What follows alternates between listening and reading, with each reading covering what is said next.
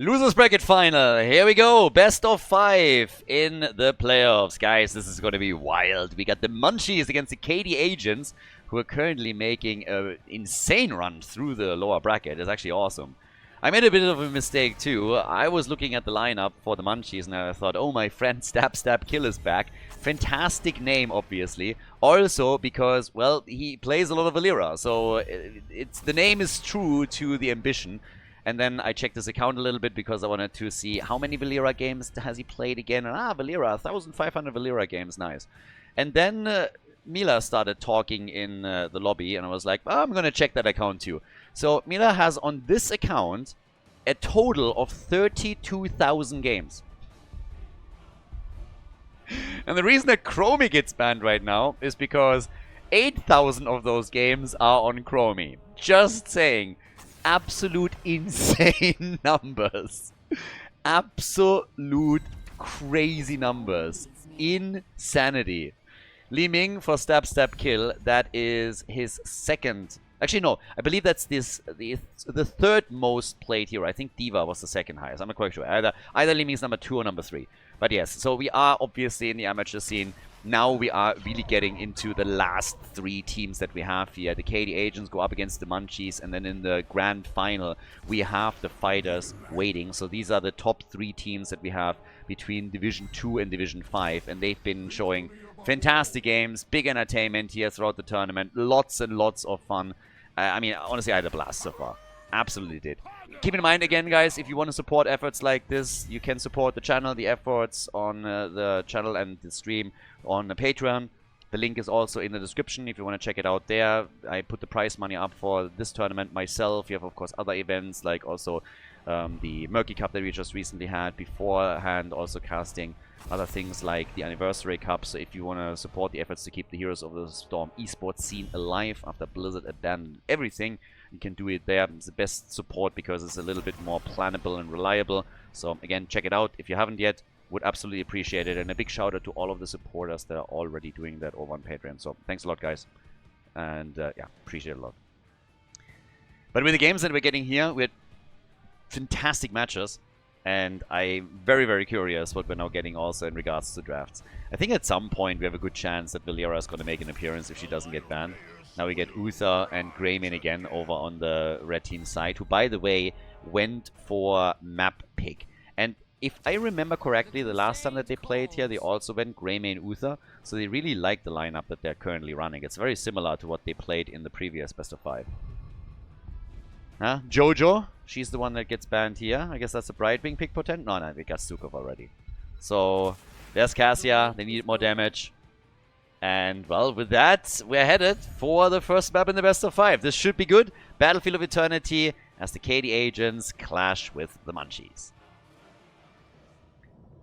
Alright, so apparently I ended the draft a bit too early. There was one pick that still came through. It was Sylvanas. We're going over it in just a moment. I was a bit too fast for them apparently, so I decided it was time to end the draft, and that's what I did. On the left side, we got the blue team, the Munchies, with Mia on Cassia. We got Brahms on Johanna. Stab, stab, kill. With not a lot of stabbing, but maybe a bit of killing, since he went for Li Ming, a mage. Griffiths on Hogga, and we got Mekaku on Stukov. Over on the right side, it is simply on Garrosh. We got Kani on Sylvanas. That was the latest addition to the draft. McGiblets on Uther. Kratodel on Blaze. And a no-scope Ninja with Greymane. As already called a bit earlier, the lineup very reminiscent of what the KD Agents played previously on Battlefield of Eternity. And they have played some fantastic games here. Just that runs through the lower bracket alone. Mega impressive, and I can't wait to see how far they can go with this. Can they go all the way to the grand final? That's obviously right now the question. So, the Munchies, strong opponent to face off against. We'll see if they can take them down or not. But, yeah, the blue team definitely getting ready for some action on all of this. So, for the time, we have at the top our 1v1 established between Blaze and Hogga. The rest is happening at the bottom of the map.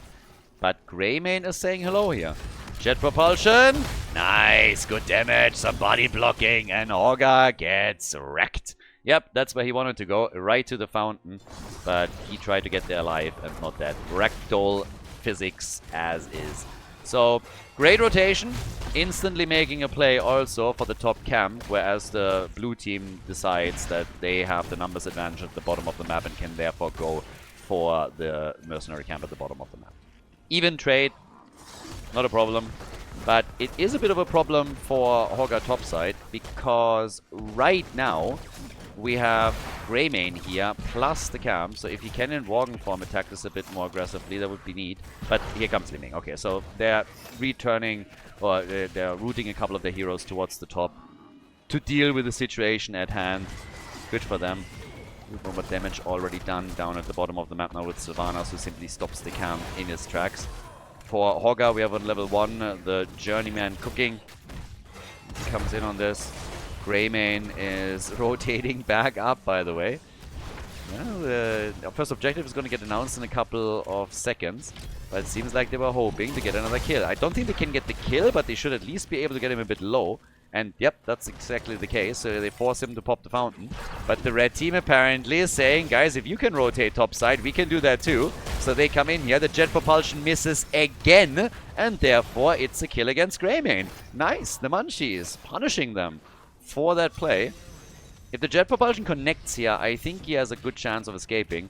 But with it not hitting anything, that's obviously the end of it right then and there. Kill for a kill right now, as we have over on the left side. Also the mercenary camp taken. Both teams on level 4 as we speak. And it is Immortal time. The best damage that we're getting against the Immortal, for sure, from Greymane. If the red team gets it, they have Sylvanas for the push as well. But the Munchies, after the run through the winner bracket, is now trying to get back and get revenge against the fighters in the grand final. Now, if you win this series, you're obviously already second place at a minimum. Whoever loses in the best of 5 here will take third place in the tournament. So respectable with 16 teams playing in total in this event. But here comes the aggression at the top, and with the help of Sylvanas, they're really able to burn that wall down, aren't they? That is a lot of damage here. That's a ton of damage. They might even be pushing this for the fort, and they do. So even if the Immortal is lost, this could actually be an advantageous situation for the KD agents. The rotation is now coming after Garrosh was killed down here. So they rotate over, but instantly we are seeing Sylvanas move out. Garrosh will be back in a moment. But there's not a lot of damage done against the blue team's Immortal. So this is currently the one setback that they have. The halftime show is over, but this is still very nice damage done. If they can, they don't even have to win the Immortal. Reduce the shield a little bit, and then defend well, and you're gonna get out ahead anyways. So this is what they're now going to try and do. Just reduce the shield as much as you can. The blue team is obviously gonna try and crush this. They will get the first objective, but that's not bad. That's less than, what is this, 35% shield, roughly. So they have a level 7 talent now too. If they just defend this properly at the top lane, they should be absolutely okay here. There's a solid chance that the blue team is not going to be able to get as much damage on the fort itself as they did with this Sylvanas push that was supported by the camp. Garrosh is already trying to move in here. Sylvanas retreating. Gets sucked back in. Garrosh says hello. Tries to go, I guess, for Stukov. They're getting damage in on Jojo instead. And the Immortal has already lost the shield. So the attack is just continuing here. Shield is gone. Immortal hit points is falling. Now it starts moving towards the fort itself. And, well, it might actually be an even trade. It's going to get a bit more damage in. I think this might be a very similar situation. I guess it's a bit better for the KD agents. Slightly more hit points left on their fort. But you can see that the idea that existed there for the Munchies, for KD agents when they pushed at the top was not a bad one. Seems like we're going to get a glass cannon build again for Liming on level 7. Went into Seeker, as usually for just continuous poke from the outside without going too ham, and then glass cannon is oftentimes the result. So this is what we might see from her here. So with a bit more damage. They're all fighting around the top lane now. It's a 5 versus 5 at the end of the day, with both teams on level 8, and the camp is given over to the Munchies. Blue team claiming that. And Blaze moving down to the bottom of the map to try and hold the experience here. And is of course also going to force the hand of Hogger, who will have to rotate down too. But there's another camp that has to be dealt with at the top. And the red team, if they want, can now move down or the blue team could move down and take the camp at the bottom of the map as well. But so far it's just the one-on-one that gets re-established. Everybody's just poking a little bit. Still game number 1 of the best of 5. So they're still setting the stage here. Blaze slows them down and misses the jet propulsion again. Crocodile is not having a lot of luck with that ability today. This is now the 3rd time, I believe, that he misses the jet propulsion in those team fights. He was absolutely spot on against Hogger earlier and locked him down multiple times, which led to 2 kills. But right now is a bit more tricky. They are trying to set up a trap. And, well, there it is. Li Ming checking the bush. I like that a lot. Even in that situation with Johanna moving in, Li Ming still double checking because they're realizing that they have absolutely no vision on the opponent. So it was a nice idea by the KD agents, but also a good reaction to play the safe from the Munchies. Now we got level 10 abilities kicking in. The flip into the Immortal stun. Jet propulsion and nearly another stun through the Immortal. Disintegrate is in. Yeah, using Disintegrate despite the fact that we don't have a Nubarok on the other side. Normally you don't really see that all that much. Halftime show, yeah, even trade. That's usually something that you go for when you're not really confident in your abilities to properly use Wave of Force. Even if we're getting that long range poke and glass cannon. Jojo thrown out, big wailing arrow, hitting literally the entire team. They go for Jojo again. Blaze needs to be careful. Greyman with a lot of damage on the objective. And Uther dies. Uther is gone, but they get the Immortal. How many die though? They're trying to go for Stukov. He gets thrown over. Falls as well. The Uther Ghost is finally eliminated, but they take Johanna down. And now they are following it up with a kill against Li Ming. Nein, Cassia. Li Ming made it out. Cassia is gone. Li Ming without mana. Just a last ability that she's trying to YOLO over, but she can't drop Garrosh here. So this is huge now. The KD agents, they had this insane run through the lower bracket already, and they're carrying all of that momentum into the losers bracket final as they're now starting to pull ahead. The damage done early at the top lane, and now at the bottom it's an easy fort for them. And with the shield still intact, the Immortal moves over towards the keep wall. I don't think they can take the entire thing down here, but they should at least be able to open this up a little bit. And since this bad boy is still in range mode, they might get even more than I expected them to. But that is fantastic for the KDH. It's a great start into the series for them. So they take the entire wall down, and they even get damage against the keep itself. It's not going to be a lot since we're only 9 minutes into the game, but it's something. Yep, that is 15%. 20% maybe even removed on the hit points. They rotate towards the top. Would have loved to get a kill against Hogger here. Would have loved even more to take down that fort, which they couldn't, but they can take that camp. Garrosh. Yep, kind of pinned down. Gets the Divine Shield. Maybe still dying, but there's a bunk on the ground if he needs it. They're pushing them back out, and everybody is still alive and happy. A few cooldowns had to be burnt in order to get there. But it worked out that way. So, yep, not too shabby. 13 talents are ready. 13 talents are in. That gives us Remorseless. And we also get Well Met, synergizing with level 4. The damage output thus far, 15,000 for Greymane. Trailing behind Li Ming, who is the top dog in the game with 18,000 right now. And that continuous poke. They're getting aggressive at the top again.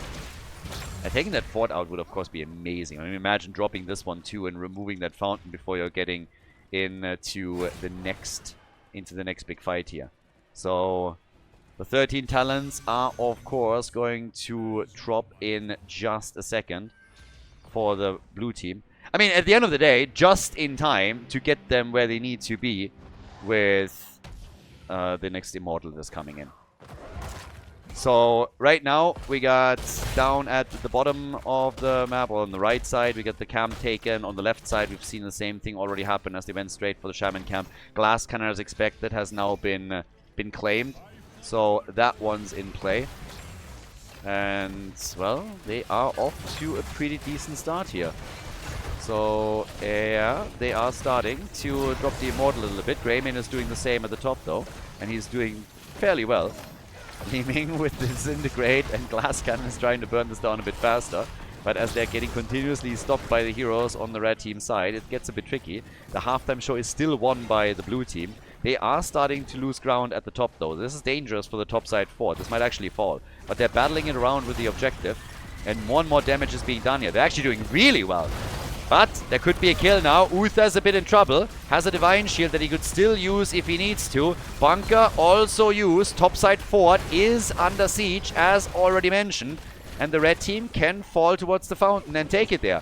The topside fort is now eliminated. So that's another fort already lost as Li Ming is trying to get some damage in. They're burning down the Immortal quickly with this Integrate. But can the red team win it? And the answer is no. They lose out on it. 4,000 hit points left. Uther is gone. Can they get counter kills? Stukov, Megalo dies, but so did Blaze. The resets as Li Ming is moving in again. They're going for Garrosh, but they can't take Simply down. Yeah, they can. No, they cannot. They got close though. It's a 1-level lead on the other hand. So the defense at the top continues. The Immortal at the bottom of the map. They need to set a defense up here. And if they can now still save that fort, just imagine that for a second. We already have the advantage at the top. There's only Cassia pushing with this. And they will very likely be able to defend this. The Immortal gets taken down very, very quickly by Greymane and Sylvanas. Uther is now back to business too. So despite the fact that the Munchies have now won 2 Immortals, they've lost 2 forts. And they didn't take out a single one. That's just the reality of where we are right now. Objective won twice by the blue team, but they're falling farther and farther behind in structures. So this is getting... it's starting to get a bit dangerous. There's no fountain anymore in the middle of the map. And of course there's that level advantage that we have for the KD agents, which now means early level 16 talents. That gives us, amongst other things, the Will of the Forsaken. Garrosh comes in with a mortal combo. And they're trying to rotate down to grab this one quickly. So, let's see what we're going to get on that. Nah, they're not... They wanted to grab a quick fort, but they couldn't. And, of course, if the opponent shows at the top lane a bit longer, then you might be tempted to go in for it. But since you don't even have a level 16 talent, this is not a battle that you want to take. You don't want to get flanked by an opponent that runs a talent advantage over you. Greymane with a Lord of his pack. And now level 16 any second for the blue team. Next Immortal is going to get... a bit more important. The first 2, if you lose them, you're not going to lose too much ground. The third one, that one is already starting to hit a little bit harder. So at this point, you really want to see if you can maybe take it. But let's say for just a second that KD agents claim it. They might go for the keep at the top. They might be able to take that one. Mirror Ball is in. Cassia comes through with the martial law. And it's party time. This could be a wild one. They're taking the camp. Timed that. Horde pulled. They're engaging. They're getting aggressive here. They want this. Uther is healing himself. Divine Shield might still be needed, but he holds it back for a long time, and it works out for them. Blaze makes it out. Ah, good job by Uther. He got a bit stingy with the Divine Shield here, but with all of the heals that he threw out, he was able to keep the team alive without having to use his ult. So he didn't need to burn the cooldown here. Not bad for him. Yeah, pretty strong. Li Ming with damage. She obviously is running a lot of DPS with her level 13 talent. Cassia gets caught and killed. Beautiful play by Simply. He enables them to get the kill against her. But Li Ming with the damage down here. They're trying to turn it though. Can they go for Li Ming? Can they maybe go for Hogga? Hogga is low and Hogga is dead. Hogga gets crushed. Halftime show is already won. Somehow Garrosh survived, and now they can go for the big objective here. Li Ming trying to fire away a bit is not going to change that even a little bit. That is not nearly enough damage to take the shield down a lot. I mean, this is still way too much. So this is a massive, massive opportunity here for the KD agents to take down the topside keep and pull even farther ahead in experience. Garrosh coming in and getting the drop on Cassia was massive. She got caught with her pants down and got punished. So now we have 32,000 for Cassia, 29,000. And again, another flip. They're trying to go in on Joanna and nearly get the kill here too. Even if they don't, they are scaring the bejesus out of the blue team. and are now pushing for that top side keep. Bottom of the map, by the way, this fort is going to fall. This fort is not going to make it. Jojo didn't make it either. Oh, and Blaze survives somehow. Jojo is down, and I guess the keep is gone. With Sylvanas helping out and enhancing the push even further, the keep is about to get destroyed. They might be able to go further than that. It's a 5 versus 4 after all now, and the Immortal is still alive and kicking, and you got Greymane. So they make a quick play, big damage, and Uther! Uther goes down. He's ghosting around a little bit longer, but Uther is gone. Hogger, on the other hand, got also killed, and as long as Greymane is still there, they might have the DPS that's needed to win the game. They come in, the Immortal already chunking this down. I do not understand why they didn't right-click it. 33%, I think that was doable. Well, Li Ming had a lot of mana. Yeah, okay. Yeah, fair enough. If Li Ming is running out of mana, then you can make a move. If she can get resets here and absolutely drop everybody, then it's a different story. So they play it slow. It's 33% on the core. We got level 20 for the KD agents. It's a bit more understandable, honestly. So now they're taking the top fort as well. So you kind of lose 2 forts and you get a keep for it. Yeah. They lost a little bit too much. Taking the keep... Okay. They also dropped a lot on the core. Let's be honest about this. So that makes it backdoor potential. And now Cassia's gone. Blessed shield. Bunker, he doesn't have the cooldown right now. And that's the end of Blaze. If he had his cooldown, he could have used Bunker. But it was, I think, 4 seconds off at that moment. So it's an exchange in kills. But it's getting spicy. And this is only game number 1. We just started into it. But, yeah, here we go. The Immortal is coming up again. Poke is happening. Li Ming is now top damage in the game. Thanks to Glass Cannon. Hasn't died. You basically see this build only on this map. With the level 7 talent and the level 13 combo. This integrate, still not something that you see unless the Nubarak is up. So that is definitely... Yeah, because it's more of an amateur game. But on a higher level, even if you go into your ranged poke with Li Ming adding her Glass Cannon on 13, you would still see Wave of Force and her trying to make some sexy plays there. So level 20 is scaring the Munchies, rightfully so. It allows for a halftime show victory for the KD agents. But it's a bit of a weird spot for the blue team to be in. Because you don't want to go up against 100% Immortal 19-20 minutes into the game. That is going to destroy your keep with ease. It's not even going to be close. And it's going to be a bit of a disaster. So now Jojo is coming in. They have their own level 20, so they're trying to defend as best as they can now, but they've lost a lot of ground already. Uther attacked, has gone for redemption though. Gets a stun out. They're starting to jump in again. Blessed shield already used. And the Wailing Arrow hits absolutely nothing. Not a single connect there. Oh, but that jet propulsion. Massive play on the jet propulsion right now. They're able to get the kill on Johanna. You just need to make sure that the rest of the team doesn't fall. In an ideal world, they take the damage dealers out, and they do! Cassia gone. So is Stukov. Li Ming still surviving here and looking for kills and resets, but Hogger gets eliminated. They don't even have to bother with the objective anymore. Not even with Li Ming. They can just simply go straight up for that core. With 33% remaining and Greymane there as well. That's the perfect opportunity. Divine Shield not available any longer, but unless Li Ming gets insanely quick resets, this has to be game number 1. Li Ming is trying for it. Path back, executes the combos, but the core is losing its shield rapidly, and that's a victory in the first game of the best of 5 series for the KD agents as they once again take the lead. GG, well played. We're going to head in game number 2 in a second. Guys, if you enjoy the content, if you like the coverage here, please subscribe to the channel and like the video. It really helps to spread the videos to people that were interested in Heroes of the Storm in the past and might rejoin the game. So spread the love a little bit, help to promote the games here, like and subscribe, and I hope that you enjoy the rest of the series. Second map, we're going to Sky Temple, the KD agents with a victory in game number 1. Now, I suppose that Chromie is still going to be banned.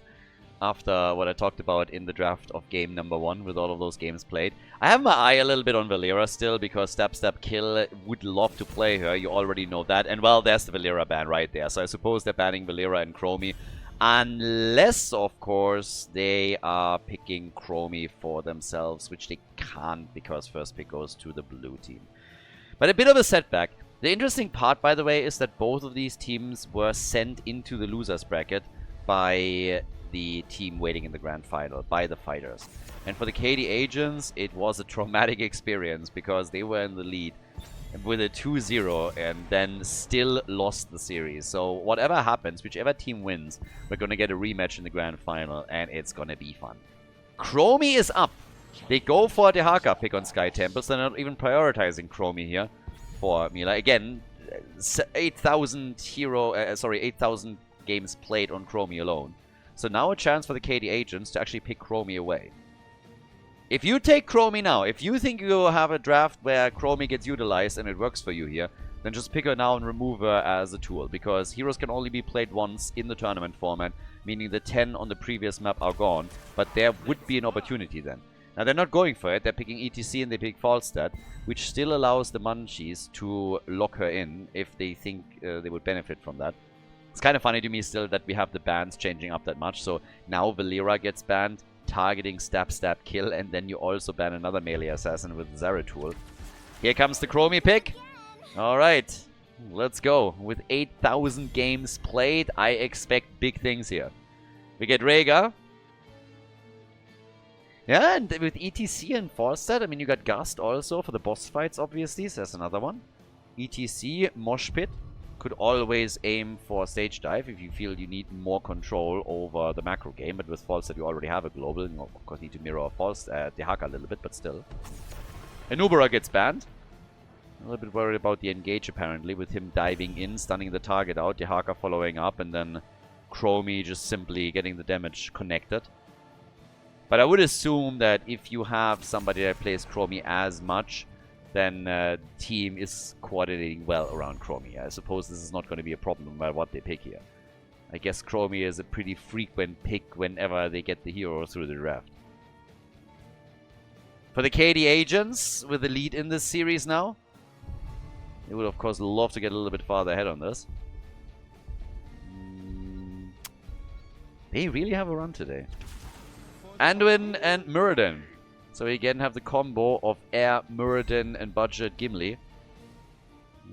That's the two bearded boys appearing for the red team. I swear, by the way, I'm going to wait until they pick their final hero this time. I'm not just closing it out with the blue team. I still can't believe that happened. I was already like completely zoning out, and all of a sudden I hear the sound of the final pick, and I'm like, wait a second, what? So yeah, draft number 1 was maybe cut a bit short.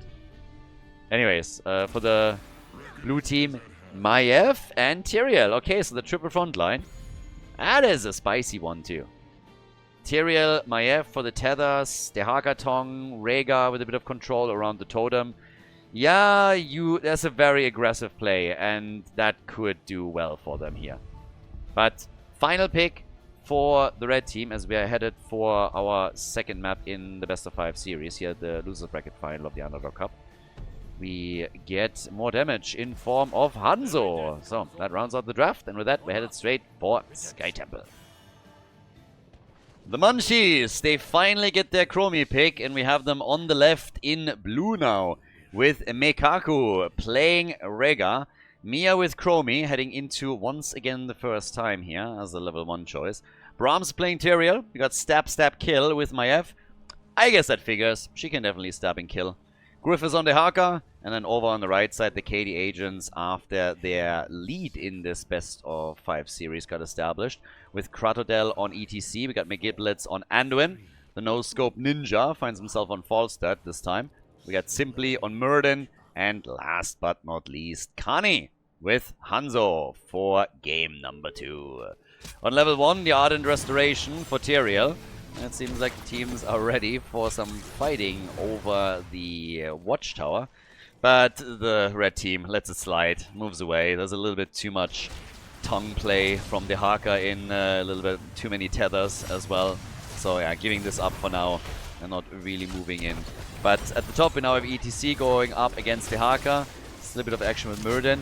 The ETC pick and, well, the Muradin pick actually already signaling that ETC will indeed go into stage dive, so we have him now on the side lane. They did what we saw in the days of HGC for a long time, where you would simply pick ETC early, you had the option to move him into a side lane position or as a main tank, and then depending on what your opponent played, you made that choice later on and could add a proper tank, which is exactly what the KD agents now did. So it's a little bit of an old school draft routine that they went for. And, well, so far, so good. Falstad, hiding a little bit over here. And holds the lane for them. Siege Giants targeted on both sides. We have Rhaegar also with the totem build. As I said already earlier, they have a lot of drags, a lot of stuns, a lot of CC, and Rhaegar can build on that, especially, of course, once he gets the full synergy with level 16. The camp, yeah, they might actually lose this one now. So they're a bit too late. The Haka gets out, Muradin jumps away, and Falstad wanted too much, and wow, still makes it. Good for him. Oh, and the Haka gets murdered by Muradin. That worked out way better for the KD agents than I expected it to. They lost the Siege Giants, of course, which kind of sucks from that perspective. But this was still nicely done.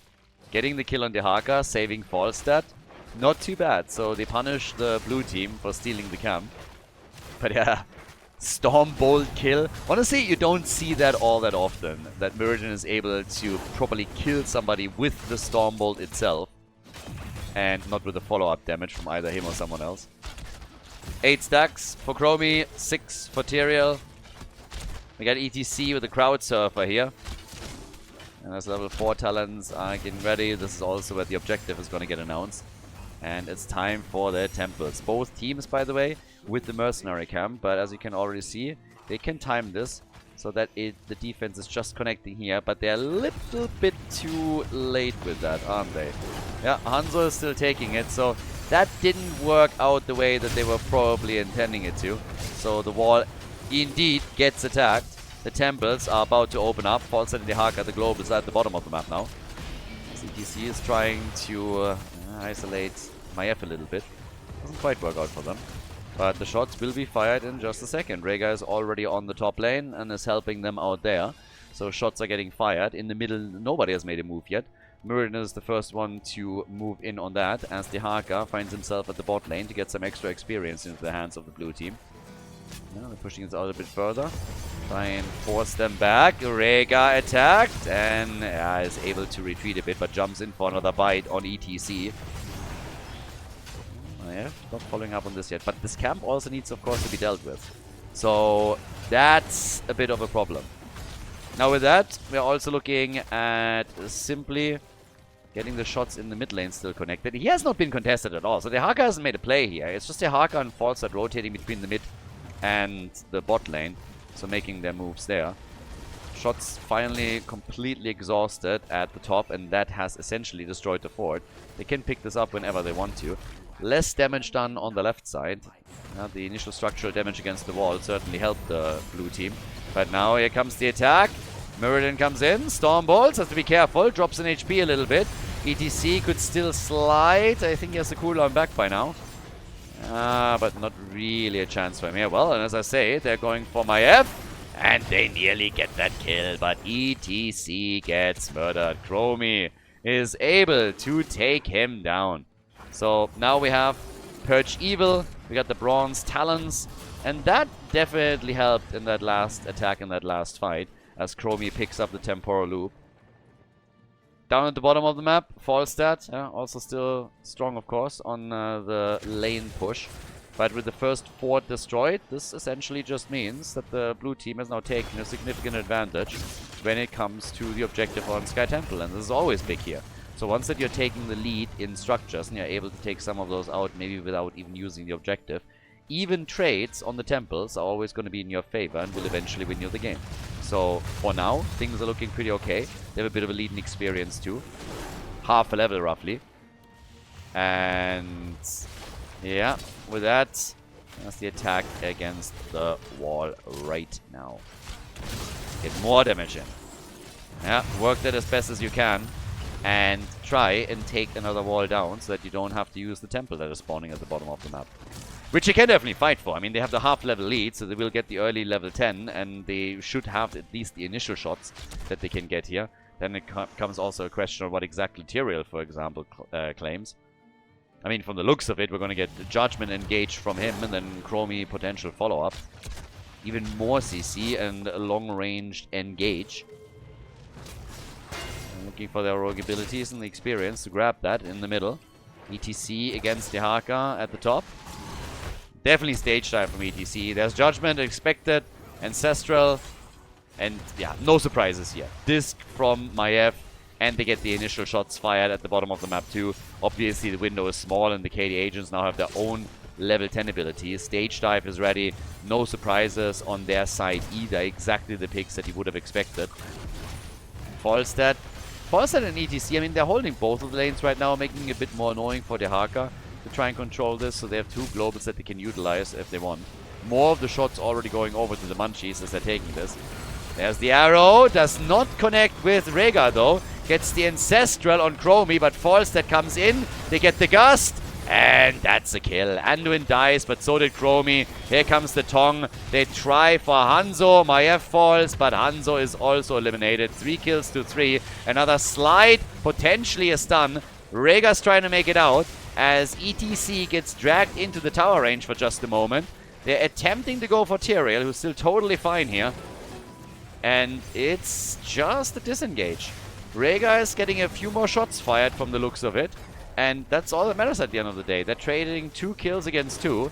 Now they're hoping to get as many shots as they possibly can. They're even going for ETC. So this is a big success for the blue team currently. Even trades on even levels, no downside. And getting way more shots out of that bottom temple than the opponent does. They only got the final few hits in, and that's that. So that was huge. That was actually pretty big. 32 stacks for Chromie. 13 for the Ardent Restoration. Yeah, honestly, I initially expected after, well, before he started the build, that we're getting Tyrael Sanctification not only to support Maiev and the Haka moving in and them being aggressive here, but also for potential boss battles later. So they want to be more aggressive with the engage that they have from Tyrael and his Judgment, and then follow it up with the rest of the team to get the damage. Arrow, Chromie gets assisted. They use the disc. Judgment is out. They try and come in for Anduin. Light Bomb is used. Muradin jumps in with it and gets the stun connected. Rhaegar in trouble, but he gets the Ancestral out as the damage is focusing on Anduin again. The cam stolen by the KD agents. And nobody died. KD agents get the cam. Chromie gets a quest completed. Level 13 talents are ready. Structurally, of course, the situation hasn't changed. The Munchies are still ahead. And now they're stealing the Siege Giants over on the right side. They're like, well, fair enough. You took ours, we take yours. Still an even trade. We can live with this. And now all that we gotta do is just move in and take on the fort at the bottom of the map and drop this one as well. And they're gonna get it. More and more structures taken by the Munchies. It's exactly where you want to be in their situation. Chromie with 23,000 damage. Hanzo is sitting at 24k.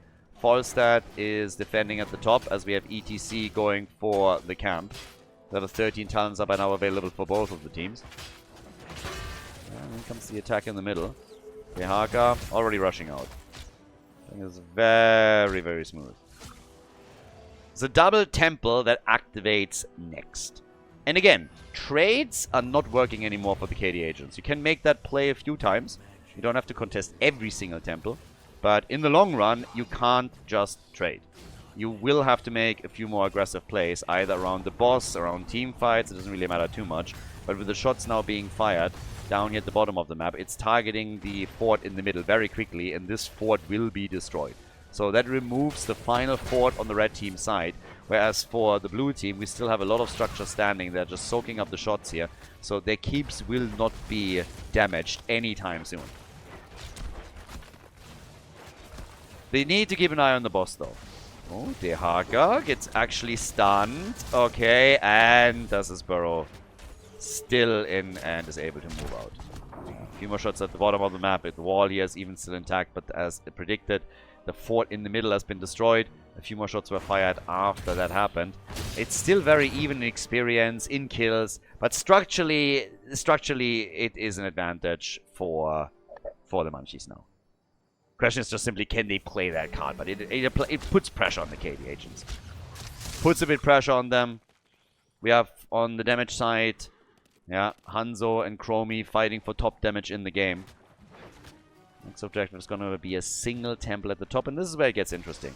Both of the teams will have their level 16 talents ready for it as well. Muradin just sitting there at the front saying hello real quickly. With a double global, I mean, the KD agents could try and play some macro-heavy style. Oh, force that. Judgment gets used, and Maiev and Chromie move in, and they get the kill. The disc on Muradin. That silence is going to help a lot, and it's another kill. It was actually quite funny when Blizzard came in and they decided that they wanted to buff the disc and then introduce the silence too. I mean, there were a lot of players that were saying like, well, what's happening here? She was already strong before that, so now it's an even better talent. That definitely didn't need to be buffed, but of course they are happily going to take that advantage, and it cost Muradin his life. He had no opportunity to get Avatar through, so now Muradin is down, and the Munchies are able to claim not only a bigger lead in experience, but also the boss at the bottom of the map, which is now going to pressure the keep a bit. It's not going to be a whole lot, but they get Siege Giants too, so they can really attempt to set this up. Dehaka is waddling towards the top lane in an attempt to go for the objective, as we have the Munchies siege up at the bottom of the map. 16 on both sides, that gives us the double pull from Anduin. Get the Airy Gust for Falstad, and they're going to get some damage out of this. Blue team just has to be careful that they're not dying here. ETC goes up against Dehaka at the top, but that's some freebie damage that they're getting right here, right now. The Siege Giants can't be targeted immediately because of the team pushing with it. So they're getting the entire wall, which is big. That's already something that the Temples don't have to attack any longer. And you're even getting damage in on the keep. So that is a very, very nice position for them right now. The topside battle is also happening as they're going back and forth here. But ETC would be well advised to jump out, and does, yeah. He needed to stage dive out of there. There's no way for him to escape with the rotation already underway. The Haka was apparently attempting to delay it a bit longer by also dropping his own ult on him. But it wasn't enough to, I don't know, get Judgment over or get another disc out for Maiev. So now they're targeting the camps again. But with the entire temple being taken, it also means that the keep at the top lane is now dropping lower and lower. So the situation is not improving for the red team in the slightest. If anything, it's getting worse and worse and worse. Go for the trap. And they get a kill. And nope. Still good damage. The disc is also missing. The keep has actually fallen. They were able to take the entire keep down with the temple. So the Munchies in a mad lead. Red team has lost the keep, and they have lost the wall and parts of the keep at the bottom of the map. Whereas the Munchies still hold on to a fort. That's how far they had how far ahead they are in structures. So yeah, pretty respectable here. And that doesn't even account for the lead in experience, which is of course going to make matters so much worse for the KD agents. Up towards the top. TC still sitting tight there. 5 kills, 2-3. Also, a quick reminder, guys, if you are not familiar with heroeslounge.gg, check them out. There's a link in the description that you can have a look at. Biggest amateur scene in Heroes of the Storm. And you can sign up as an individual, you can sign up as a team. Doesn't cost anything. And it's really how Heroes of the Storm was supposed to be played. You can play with like-minded people in a bit more of a competitive setup. Just theorize there. And it really doesn't matter how good you are. If you're a bronze player, you're a bronze player. If you're a grandmaster, you're a grandmaster. You can all participate if you want. They have seasons starting up, and then you just get matched accordingly. So check them out if you haven't done that yet. And also, if you, of course, watch this on YouTube, make sure that you hit that like button. Helps, and watch the video to the end. Really helps with the algorithm. And promotes the entire video and the game to more Heroes of the Storm fans. Big hits, by the way, coming in at the top. They went for everything here. They wanted that 20, and Muradin gets absolutely murdered. Gets deleted. They even use the disc to make sure that he has no chance of escaping. Maybe they went a little bit overboard. I don't know if they needed the disc as well. But I like that they just committed heavily here. So that's still a 5 versus 4 and a level 20 advantage as we're going for the temples. And that makes it very awkward for the KD agents to engage, even if some of the heroic abilities are on cooldown. And to be fair, Maiev, of course, has hers already back. So that's another keep that is now going to be dropped at the bottom of the map. Trying to make a play at the top. Oh, that basically stun with the totem is already nasty. So in comes the Haka. Yeah, tried to... He anticipated actually a dodge from Hanzo that didn't come. They get the hit on Rhaegar, who is not really impressed, and nobody followed up on that. So it's only Tyrael at the bottom of the map. But here comes another disc. And yeah, Khaldor is getting caught by that. But they get massive amounts of shots fired. All of the keeps are gone in just a second. The KD agents are losing all of their structures. They're losing everything. One more shot or two from the top and the fort, the keep in the middle would be destroyed. So we're not there yet. They actually fall back and let that happen. But it's just crazy. Boss is up again in 17 seconds. And the red team is fully aware of this, of course. So the KD agents, they are in dire straits. How are they going to make this play now? Could be a trap. They could really commit to the boss if they wanted to. Boss is back. And I'm not sure if they're going to check this or not. The Haka's already saying hello here. Now it's, of course, 20 versus 20. And Muradin is the one that actually checks the objective. So we got Crowd Pleaser in. Bullseye, Rewind, Mighty Gust. The Global still going strong, of course. And yeah... Again, red team is on the ropes now. One keep and that one is held together by spit and chewing gum. Not a lot of kills in this game, by the way. So game number 2 not as kill heavy as what we've seen on the previous map. But right now, the red team is actually forcing that fight. They are the ones taking the risk. They are saying, if we just play this game, if we continue the way that we do, we're going to lose. It's going to take a little bit longer, but we're going to lose. So we are now going to take the risk. We have Gust, we have the Wind Tunnel, and we need to force the fight. We may need to make the play. False, that is the priority target. ETC comes in. Boss is about to be claimed. They're trying to come in on it. Gust is used, and ETC steals it. ETC takes the boss. The Haka gets killed. The red team with a risk, and it pays off more or less. They're chasing Maiev as the boss moves across. But yep, that won them the boss right now at the 18-minute mark. And there's a good chance that Maiev now falls too. So stab, kill, gets stabbed, gets killed, is gone. And that's the bot lane push right there. The KD agents needed to do something. It was the biggest play they could make. They went for it, but now they lose Hanzo, and that, of course, shuts the push down. There are 2 temples active, on the other hand. So they will get the lead on the temple shots in a few seconds. But the Munchies are not far behind. The Munchies are still going to be rotating over. And the more temple shots they get, the easier they can destroy the keep in the middle and then also go directly for the core. So there's still a lot happening with this. 47,000 damage for Hanzo, and we're getting 44,000 for Chromie. So they take the shots at the top now. Hanzo is dead for another 32 seconds, so the blue team will be back with 5 a little bit faster. Judgment, light bomb, and the mighty Gust to save Anduin, who might even get licked here. Nope, still affecting the Haka as they're returning this. The core is now getting attacked, the shield is falling, but the Haka is the first one to die. That's big. The Haka is down. ETC falls. Muradin! Oh my god! And he gets away. He gets away, but the shots get fired, and now the core is losing hit points. Arrow on the way. Anduin dead. And Tyrael gets hit and crushed. Maiev moving into the middle now. She wants a few more shots for the team. They're going for the core. They're trying to win it with the objective here, and it's looking fantastic. They're going to take it, and it's a victory. That is game as the Munchies take Sky Temple. Coming up next, we have game number 3 for you guys. Before we go, a big shout out to everybody that is supporting the channel on patreon.com/Khaldor. Really appreciate the support, guys. Thank you very, very much. If you want to support the channel, if you want to support our efforts to keep the Heroes of the Storm esports scene live with all of the events and tournaments that we're hosting, then please consider to check out patreon.com/Khaldor and support the channel there. It's the best way to support all of the things that we're currently doing for the scene and plan to do in the future. With that being said, enjoy the next game of the series.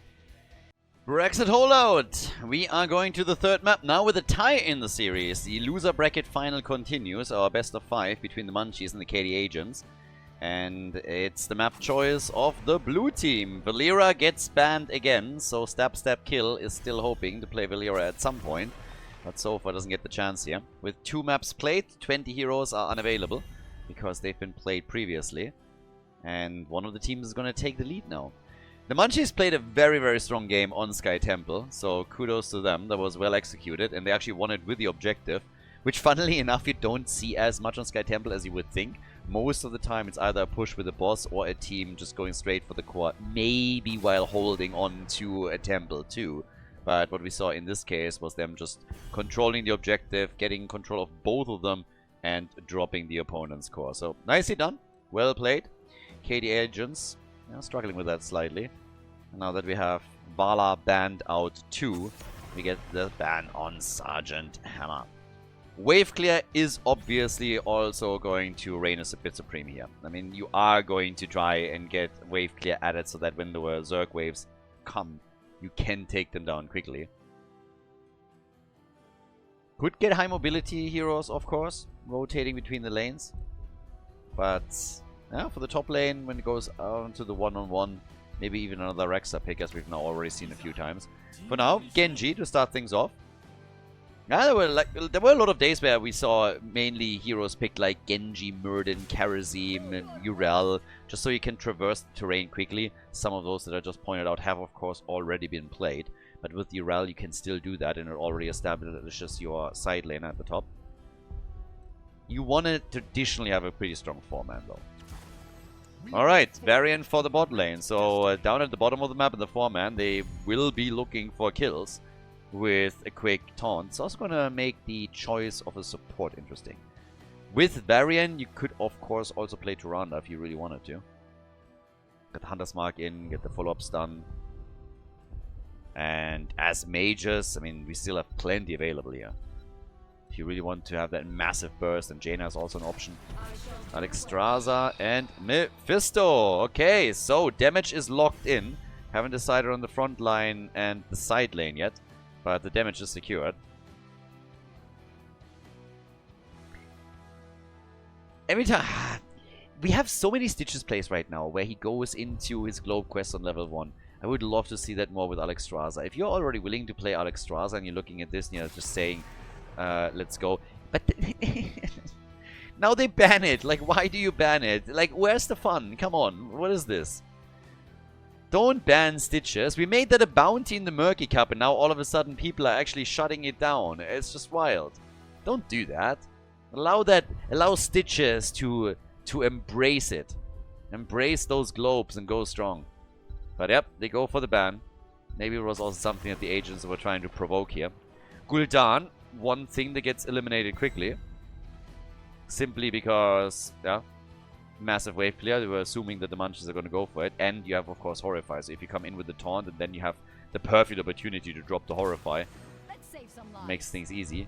But there's Morales. We're getting Sul'jin? Oh, what they're going to do with this. Raynor. Alright. Jimmy. Okay. Varian, Jimmy, and Morales is what we're getting. Okay. That is going to be an interesting one. Are we going to get Exterminator for that? Just against camps and everything? Depends, I guess, a bit on what they're picking for their last damage dealer. Or is this going to be... I mean, they got some slows, yes. Alright, curious of the build. Arthas and Diablo. Arthas top lane and then Diablo at the bottom of the map in the 4-man. And with that, of course, we get our final pick. And it's Probius. Oh boy. Urel Probius Varian. Okay. I'm game. I'm game. I think Stab Stab Kill played Probius before, if I'm not mistaken, in some of the series. So Braxis holdout. Let's go. Game number 3. The blue team with a StarCraft heavy draft as we are going into the game on Braxis. Mekaku now on Morales. We get Brahms on Varian, Griffiths on Urel, Mila on Raynor, the reason for the Morales pick, I assume, and then stab kill with Probius after his Valera was banned again. That gives us McGiblets with Alexstrasza on the red team side. Sitch is unfortunately banned, so can't benefit from that. We got Kani on Mephisto, we got Simply on Diablo. The no-scope Ninja is currently playing Genji, so actually that fits. The Ninja is playing a Ninja. And we get Kratodel on Arthurs. Genji, at least initially, is saying hello at the top lane, trying to put some added pressure on Urel. But we now get stacks here. Veteran Marksman. I understand this a little bit more given the comp that they're currently playing here, but it still is a build where you need to get a lot of stacks in early on. And that's, of course, what Jimmy is going to try and do in that format. They nearly get a kill on Mephisto as well. I think Jimmy is right now more worried about getting stacks, so he's going to sit at max range and just keeps those auto attacks going. I don't see him going deep in an attempt to chase a hero down. But all the damage that you're doing here is, of course, adding up and will really help out. With Probius at the bot lane, they have also a lot of clear that they can use to try and pressure for the wall. And you can already see it benefiting the blue team, as they have done, indeed, some damage right there. Camps are up and will be targeted too.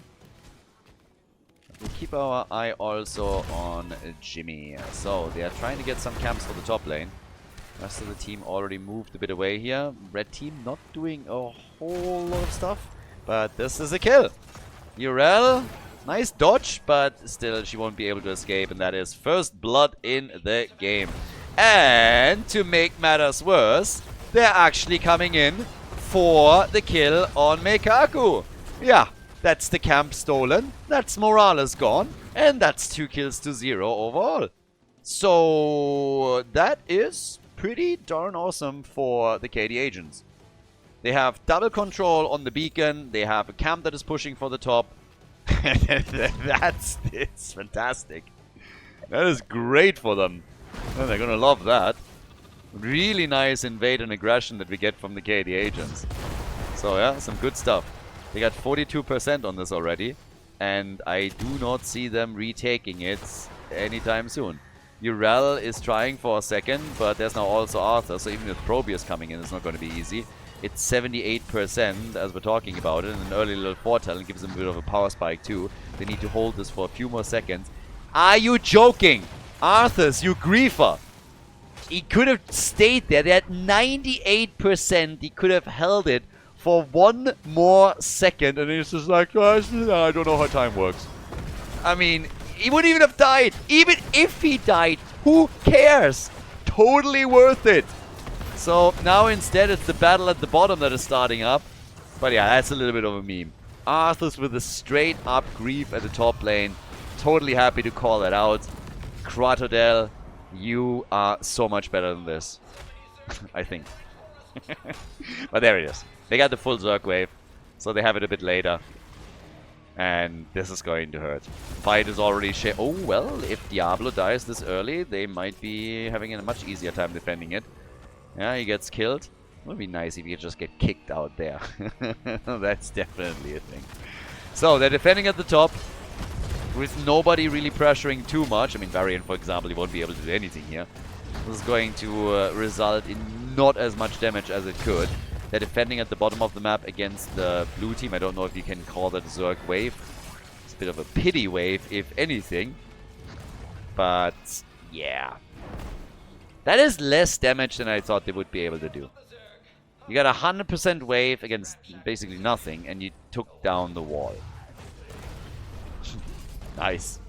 Kappa. 18 stacks for Jimmy. Something like this can come back to bite you a bit if you don't get further ahead. I'm not saying you need to take the entire fort out immediately, but at least a little bit of damage on that bad boy. But yeah, not so much. So Jimmy with 18 stacks did not go behemoth armor, by the way, which I also find interesting. So instead we get the sustaining rounds here. They're taking the next camp, or at least they're trying to. This time, there's no aggression. But it's plenty of time for the blue team to now go down to the bottom of the map and essentially do the exact same amount of damage that the red team needed the Zerg wave for. More even, because they're attacking the fort now. Yeah, 7 talons on both sides. Once again, the attack from Diablo, and Jimmy gets a few more hits together with 19 is pretty solid. 20 stacks, 5 minutes in. Yeah, it's a good start into this. And we have now the full focus with the level 7 talent. Getting straight into unstable compound as well.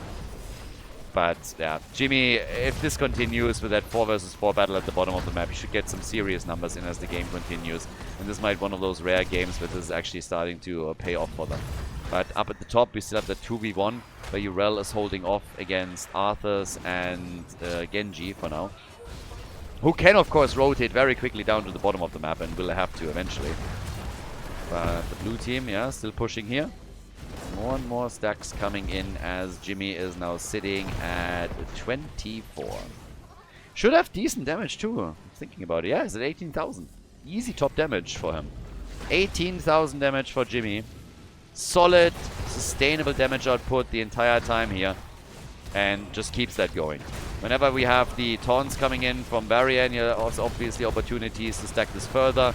Has to stay a little bit away from Diablo though, and maybe a bit too late as Genji is now coming in and wants more damage. But the pocket heal of Morales is quite helpful as it turns out. So yeah, not bad. They wanted Jimmy, they didn't get Jimmy. And now Jimmy is gonna go to get them. Comes in for Diablo and gets more stacks. Stack, stack, stack, stack, stack, stack, stack. Ding, ding, ding, ding, ding, ding, ding. One hit after the next. The red team is dominating the objective on the other hand.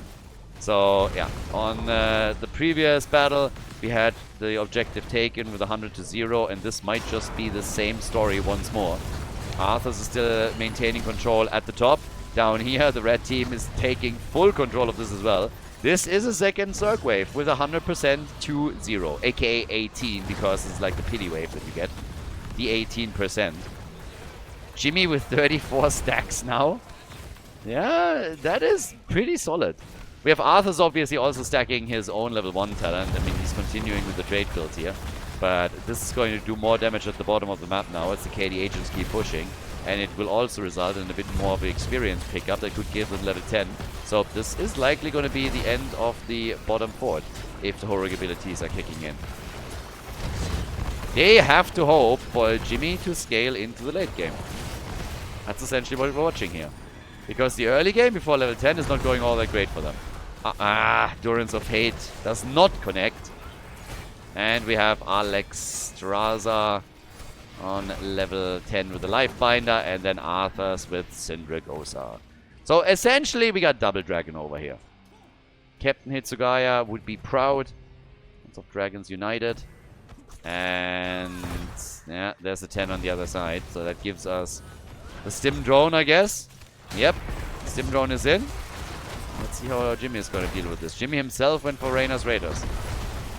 And he's the only one at the bottom of the map trying to deal with the remaining Zerg wave.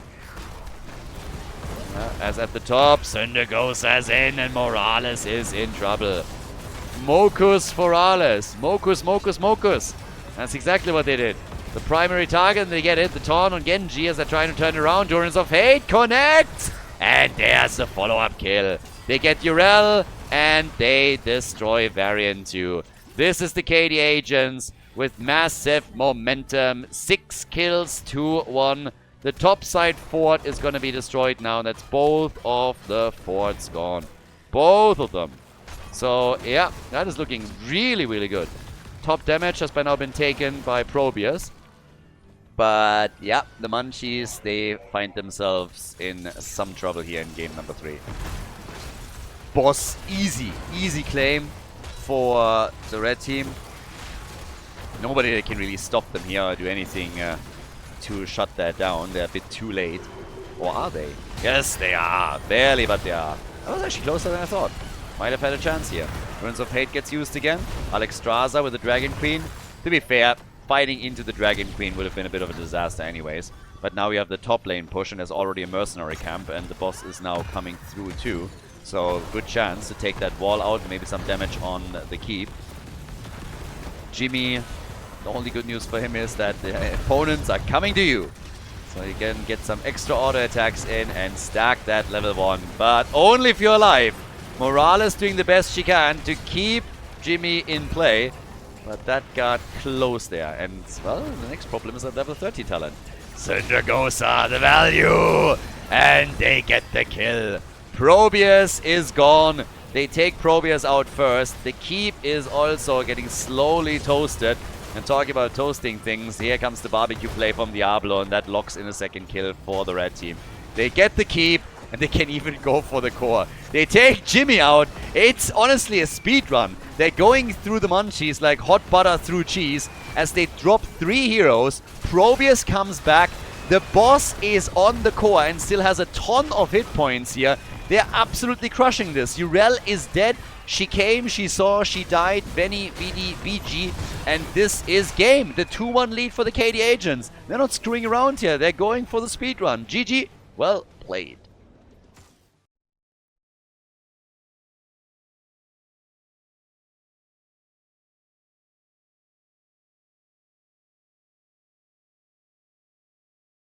Well, it's match point.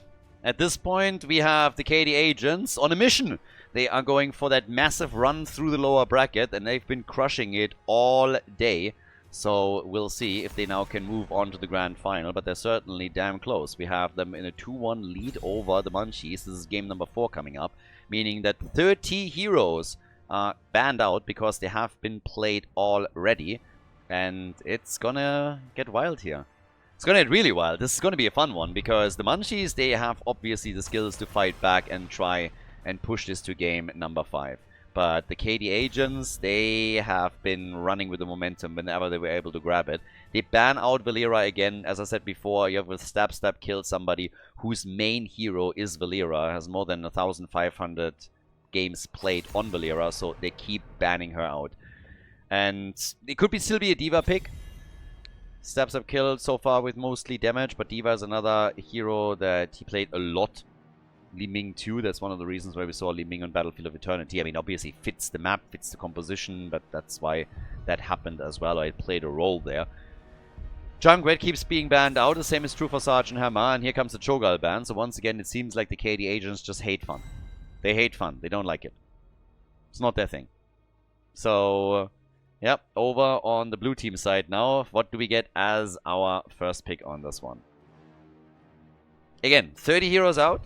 6 more banned in the draft. That doesn't quite eliminate half of the heroes that we have in the pool, but it's getting there. And we get an early Vala pick for the blue team. Now, with this being Infernal Shrines, you obviously want also some AoE. Keep in mind that Gul'dan was banned previously, so he is still up for grabs and could be a highly prioritized pick for one of the teams. Definitely a really nice addition right now if you're going for Gul'dan. We still have also some side laners that are still perfectly placed here. But first we get a Nubarak, we get Brightwing, which actually surprised me a little bit. Nubarak, yeah, I mean, again, not necessarily a bad choice, but there's still, if I'm not mistaken, plenty of tanks around. Stitches being one of them, May is still available, a few others, so you're not running out of tanks, I'd say. But they want to engage aggressively from the looks of it, and also use Cocoon here to their advantage. There comes Deckard Cain. And Imperius. Alright. Probably more of a side laner for them. Could use him as a main tank. I guess we'll figure that out in a second. But what are the bans now? Is Gul'dan, for example, getting banned now? I expected him to be taken fairly early, but we have other... Again, you have Ophir available. You have Li Ming, sorry, not Li Ming, Jaina, and you still have Kalthas as well. So you're not running out of AoE damage dealers that you could utilize here. But Gul'dan usually takes the highest priority of all the ones that I just mentioned, so I thought one of the teams might pick him earlier than they did. Now, Medivh, and there's the Leo ban. Fair enough. Leo would be a great pick here too. I mean, it's Infernal Shrines, he excels here, he has really nice control over the shrine itself. The Entomb that he can drop, even after an Nubarak engage, is also quite nice. I still think that we're going to get Gul'dan now. Side laner will be an important choice though. Tychus, okay, Odin transformation, fair enough. And we get Sonya. So Nubarak engage, Sonya leap is possible. That's always where you have to judge a little bit how you want to play it. Do you just go for Wrath of the Berserker and sustain yourself through the Shrine fight? Or are you trying to go for some snappy engagers and use leap and then Nubarak plus Brightwing to CC the target even further? So over on the left side, Thrall and Zul. Yep, so I suppose we're going to get the Zul main tank here. That's an interesting front line. And a pretty beefy one as well. Now I think, I mean, honestly, where's Gul'dan? Am I crazy? Was Gul'dan played and I forgot about it? Because Horrify, that just screams Horrify to me, what I'm seeing here. And you want to have the AoE damage anyways. So are they going to do it? Or what's the final pick for game number 4? Match point number 1, as I already said previously. It's Kalthas. Alright, they're more comfortable with Kalthas. They have also some AoE with him and some CC. Well, yeah, I can work with that. Match point number 1, let's go. Infernal Shrines is our 4th map. The Munchies over on the left side, ladies and gentlemen. We have the blue team with Mikaku and Deckard Cain. Super important map for these boys, of course. So, Griffiths on Zul, Brahms on Imperius, Mia is playing Thrall, and Stab Stab Kill is on Vala. Over on the right side, the KD Agents, the chance to end the series, the chance to bring this to a conclusion and to move on to the grand final. Can they pull it off? We'll find out. McGiblets on Brightwing, we got the no-scope Ninja on Kalthas. Simply is playing an Uberak, we got Kratodel on Sonya. And Kani is playing Tychus. Alright, well, we're off to the races. Vala, of course, needs to be very careful committing to the auto attack style here. She has a triple front line, that certainly helps to keep her alive. But, well, let's see how far they can go with this. For now, it's just a little bit of brawling in the middle of the map. Don't think that anybody is going to die here yet. Kalthas would hope to get himself a few more globes, obviously. That's going to help with his level 1 quest talent. Sonya's already starting things up with the slam. And for Zul, we're getting the Shakla on level 1. Yeah, right now we got Imperius as our main tank here. So not quite the Zul main tank. He's the one that makes the rotation between the mid and the top lane to match Sonya. Kalthas is also saying quickly hello here to another regeneration globe that he wants to have.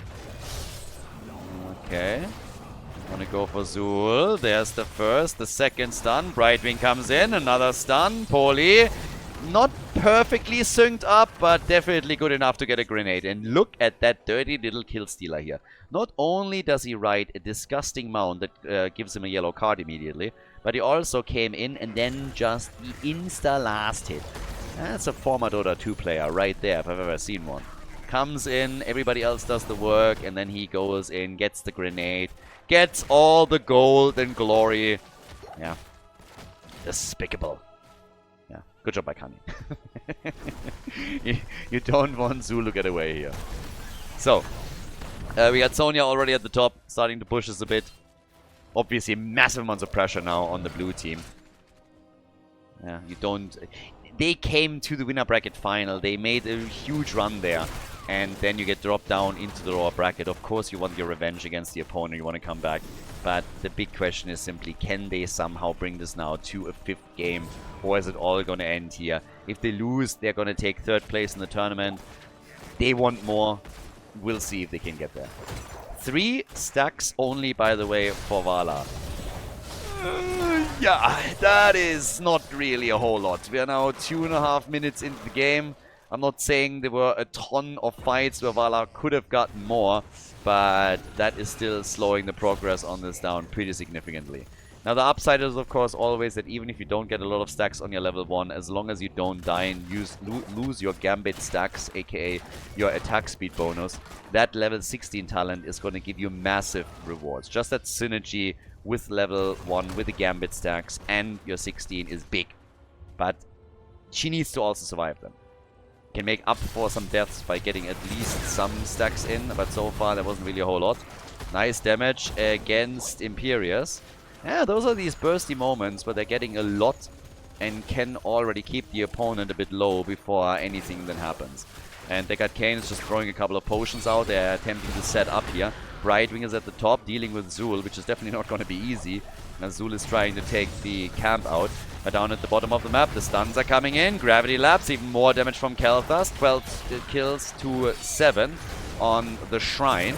Yeah, spin to win. Sonya needs to be careful, is starting to rush out as they go for the Fruit Fly, and Brightwing is gone. And boy, what a nice double stun from Imperius. But it turns against him for a second. He doesn't care. Turns it around, drops the Cockroach, and Nuburak gets murdered. Yep, that's exactly what they're looking for. Quick kills, the objective guaranteed. That's the Munchies pushing for game number 5. 100%. We now got the Ancestral Wrath for Thrall. We got the Hot Pursuit here too. And they're looking better and better right now. So that is the early game that they wanted. Now, how much can they do here? There's already the bait over the wall. Maybe a bit later than you would have expected. The gate was already down, and that immediately leads to Nuburak being targeted. But off we go. Damage on the fort. Kel'Thas trying to do some work. 12 stacks on his level 1, so he's still 8 away from completing that. And playing this out a bit safer. Get some nice damage out, but the problem is that the fort is getting absolutely wrecked here. That's the first objective of the game, and they already lost the fort. That is not good for the agents. It's very, very good for the Munchies. That's the dream right there. Punisher number 1, and you instantly take a fort down. Doesn't get better than that. So, yeah, very cool for them. But still the question, can they do more here? They have a half-level lead. Early level 10 might help them with a window where they can do a bit more damage and push maybe a few more structures down. Just open up a few walls, for example. Problem with the Nuburak is just generally struggling a bit. Nuburak is, yeah, he's a bit on the squishy side. At least in the last few tournaments, his win rate wasn't really all that great. This was why I was a bit surprised that he was picked, considering that there were still really good alternatives up. It's obviously a different playstyle that they're looking for here. By now, the red team also with some nice damage. Kel'Thas wants to take that tower down, of course, but isn't quite in range to drop another Flame Strike on it. But that thing has laughable low HP. But level 10 for the blue team is going to drop any second now, so you don't really want to overstay your welcome here and give them a chance to just lock that in and get a quick kill. So Wrath of Geras is in. We got the Bookworm making some moves here too. Stay a while and get wrecked. An Earthquake for Thrall. No Sundering this time. Okay, it is Earthquake. Leap, by the way, for Sonya. So they're trying with Leap. Woo-wah! Getting used immediately, but not really a massive follow-up or anything. I think Sonya just wanted to jump. There wasn't really a reason to go for a leap at that moment. The team didn't coordinate around it, so she was just feeling like it, which I can totally understand. I would do that too. Bungee jump without the net. Let's go. One more stack for Kel'Thas, which she's going to get before the next fight. So Kel'Thas is going to be fine. Just doing a bit of work here. Does not have it right now though, so it needs to be a little bit careful as he gets flanked from Zul for just a second. But yeah, they're still getting away from this. Can't get that globe there though. But now that the next minion wave is coming in, I mean, this should be an easy one. Yeah, but then Tychus kind of ruined it. Hit the grenade on the minion that drops the globe on the mage, and so Kel'Thas is still sitting there and doesn't have access to it. So, yeah, I don't think he liked that too much. There's another chance now, and that's the quest completed. You definitely want to complete that before you go into the next team fight. This is 100% going to help you. So, yeah, they get there. Took them a little bit longer, but here it is. 8 seconds for the Shrine to activate. Blue team instantly in position for it. So, it is a frozen Punisher. And you kind of want to fight for that one. So, yeah, the camps are ready. Bit of a head start here for the Munchies. And honestly, it's not only a small head start, it's quite something. We got Odin, of course, which can push them back. But no commitment just yet. Leap and Vala gets deleted. Absolutely deleted. Cocoon on Deckard Cain. And then Leap and full-on engage on Vala. And she gets murdered. Absolutely drop. Big damage now from Tychus as well. but they have to catch up on the shrine, which is where they're moving now. So good kill, but the death timers are low, so Vala is going to be back in a few moments. So they need to make sure that they're maximizing the value that they're getting out of the situation they find themselves in. It's another 28 seconds until Sonya is a lead back up, so they can play around this once again if they want to. A little bit more damage done here. They take the lead on the objective for now, but Vala is on her way back. So Vala is now starting to move in. 23 stacks to 14. Few more stuns from Anubarak. Yeah, might have to jump out. Does. Retreats. Good gravity lapse as well. And they have to top the fountain. The shield on Keltas, but there's the kill. Yep, they stayed a little bit too long there from the looks of it. Vala also dropping low. But the advantage that they had on the objective is now gone. And in the 5 versus 4, it seems that the blue team is still going to get this. Especially since they now have level 13 talents. So it's a talent advantage for the Munchies. And that's that. So, yeah, nicely done. The Munchies take the win. They lost 1 stack on Vala. I think that's a price that they're absolutely okay paying. And very likely it will eliminate another fort at the top. So this is real troublesome for the KD agents. I mean, again, match point for them. If they lose here, they still have the 5th game where they can try and win the series. But this is looking worse and worse for them. That's the 2nd fort destroyed. That's 2 major structures out. It's not really a big kill lead for the blue team, but all of the kills that they got mattered a little bit more. And they even tried to go aggressive in the middle. Now, if the full combo is being unleashed again with the Cocoon or Deckard Cain, with Sonya leaping, the stun, the damage, they might be able to take Vala down once more. But Anubarak dives in deep, gets immediately met by the blue team and by the skeletal mages, and barely gets out. That can backfire quickly. There was no follow-up this time. They still used the Cocoon. Tigers wasn't there either, of course, but they saved the fort. For now, that's okay, that's fine. But the KD agents, they need to step it up a little bit if they want to make this the last game of the series. The Munchies, on the other hand, they feel probably pretty good here. They haven't taken a big lead in experience, but the team fights, they're not going too badly for them. As long as they dodge out on the initial attack, they're fine. Leap comes in, Sonya jumps in deep, and Tigers is still gone.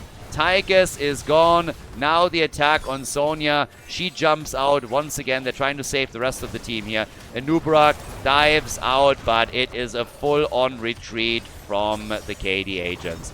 They're desperately trying to escape here.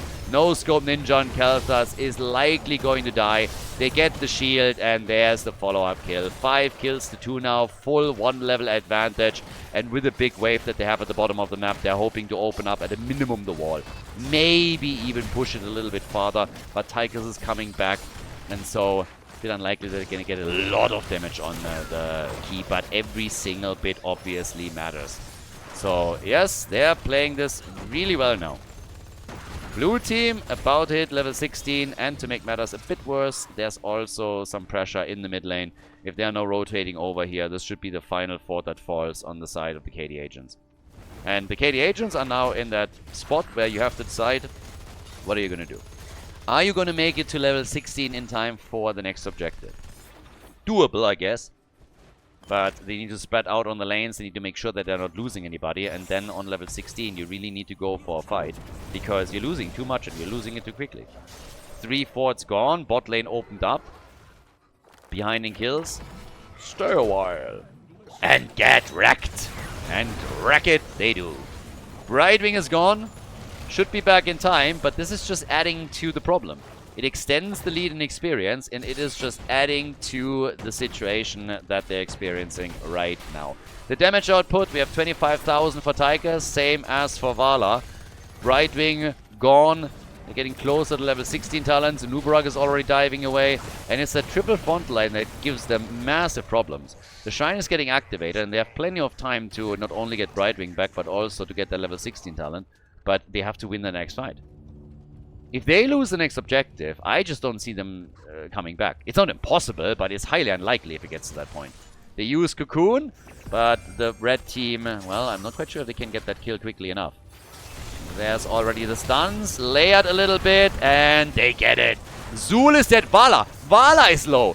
Eats a lot of damage, but somehow still survives here. There's a camp pushing at the top. That would definitely worry me a little bit if I'm the red team. could do damage on the keep, but they get the lead, they want the kill, and the Nubarak dives out as everybody on the side of the Munchies is low, but that's also true for the KD agents. The 4 versus 5, they still played that out, and this was a lot scarier for the red team than it should have been. I mean, Zul already gone, and then you run into that situation, and I mean, look how low they are. They are nearly dead here. Zul is coming back in 10 seconds. Brightwing needs to somehow try and defend this, and I honestly don't think that Brightwing can. Catapult first, I guess. Wait for the minion wave, and then she has to assist the team super quickly. There's another stun, but they're so low, and without Brightwing being here, well, that's an easy kill. That's an easy pickoff. Partly this happens because there's no fort standing in the middle anymore, so there's no fountain.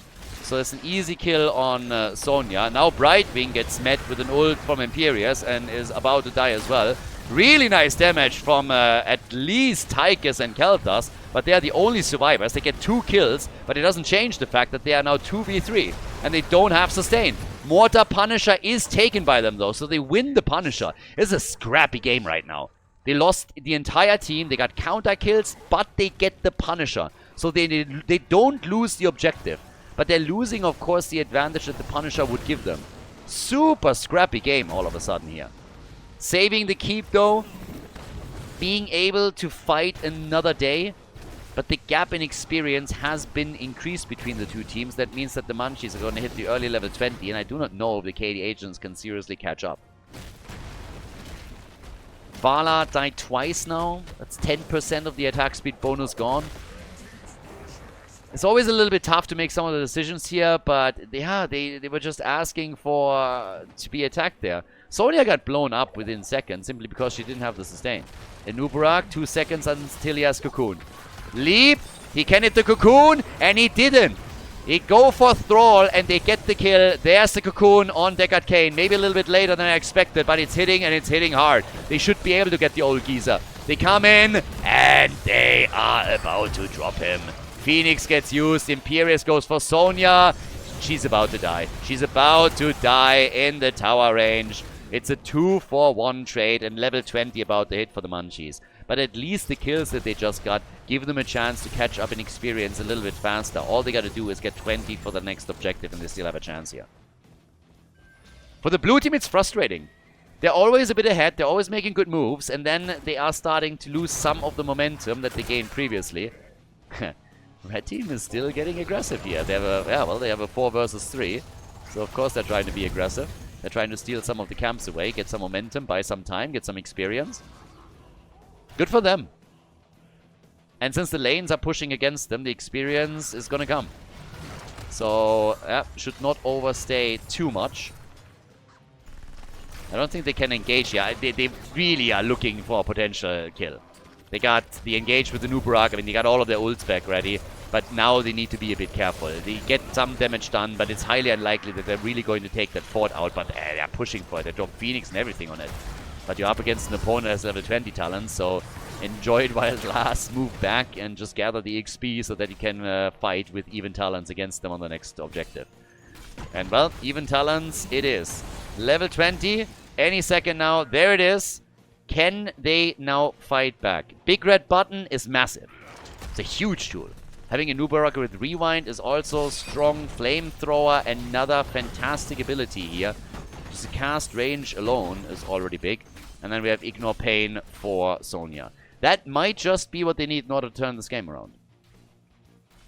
46,000 damage by Kel'Thas. Top damage in the game, easily. Thrall and Vala with 30 and 35,000. Trailing. The keeps are all still standing. It's about the forts now. And this is the fight. This is the one. If you lose here, it's gonna be a... Maybe... I mean, it could be a very quick death. But if not, then I suppose it's gonna be a slow and painful one as you start losing your keeps, more pressure on the lane, and they're getting pushed back further and further and further. This is honestly the moment where they have to make a move. So it's either... It's now or never, essentially. The Nubarak is already diving out. They're coming in on the objective and try and take the lead here. 35 stacks for Kel'Thas. Vala, by the way, is closing in on the second quest reward on level 1. She's a 95. Needs 5 more hits and she's good. Yeah, and in they go. Big red button. Here it comes. Picking it early. Going for it. So, get the damage out. Can they also get a quick hit with Sonya and another leap? Are they looking for it? They're starting to spread the bombs a bit. Khaldor from a distance. Here come those skeletal mages as they're trying to take him out. Another double hit, yeah. Bit more damage from Khaldor as he's slowly starting to poke. Time and time again. They're nearly even in Shrine Minions, though. The blue team is taking more and more control here. There's the cocoon, the leap. They are on the point. Deckard Cain with his ult to cancel that out. They nearly get the backliner. Can they at least get Imperius here? Sonya is spinning out. Oh my god. And Deckard keeps them all alive as Sonya falls. Deckard keeps them alive. Sonya is gone. 35 to 31 stacks. Big hit from Khaldor, but not big enough. And now they get the Arcane Punisher, and it's a 5 versus 4. Khaldor with 63,000, and it is just not working out for the KD agents. They're struggling with this. Zul is at the top, though. So it's a 4 versus 4 down here for now. There's the jump. No follow-up just yet. Kani with a little bit of damage.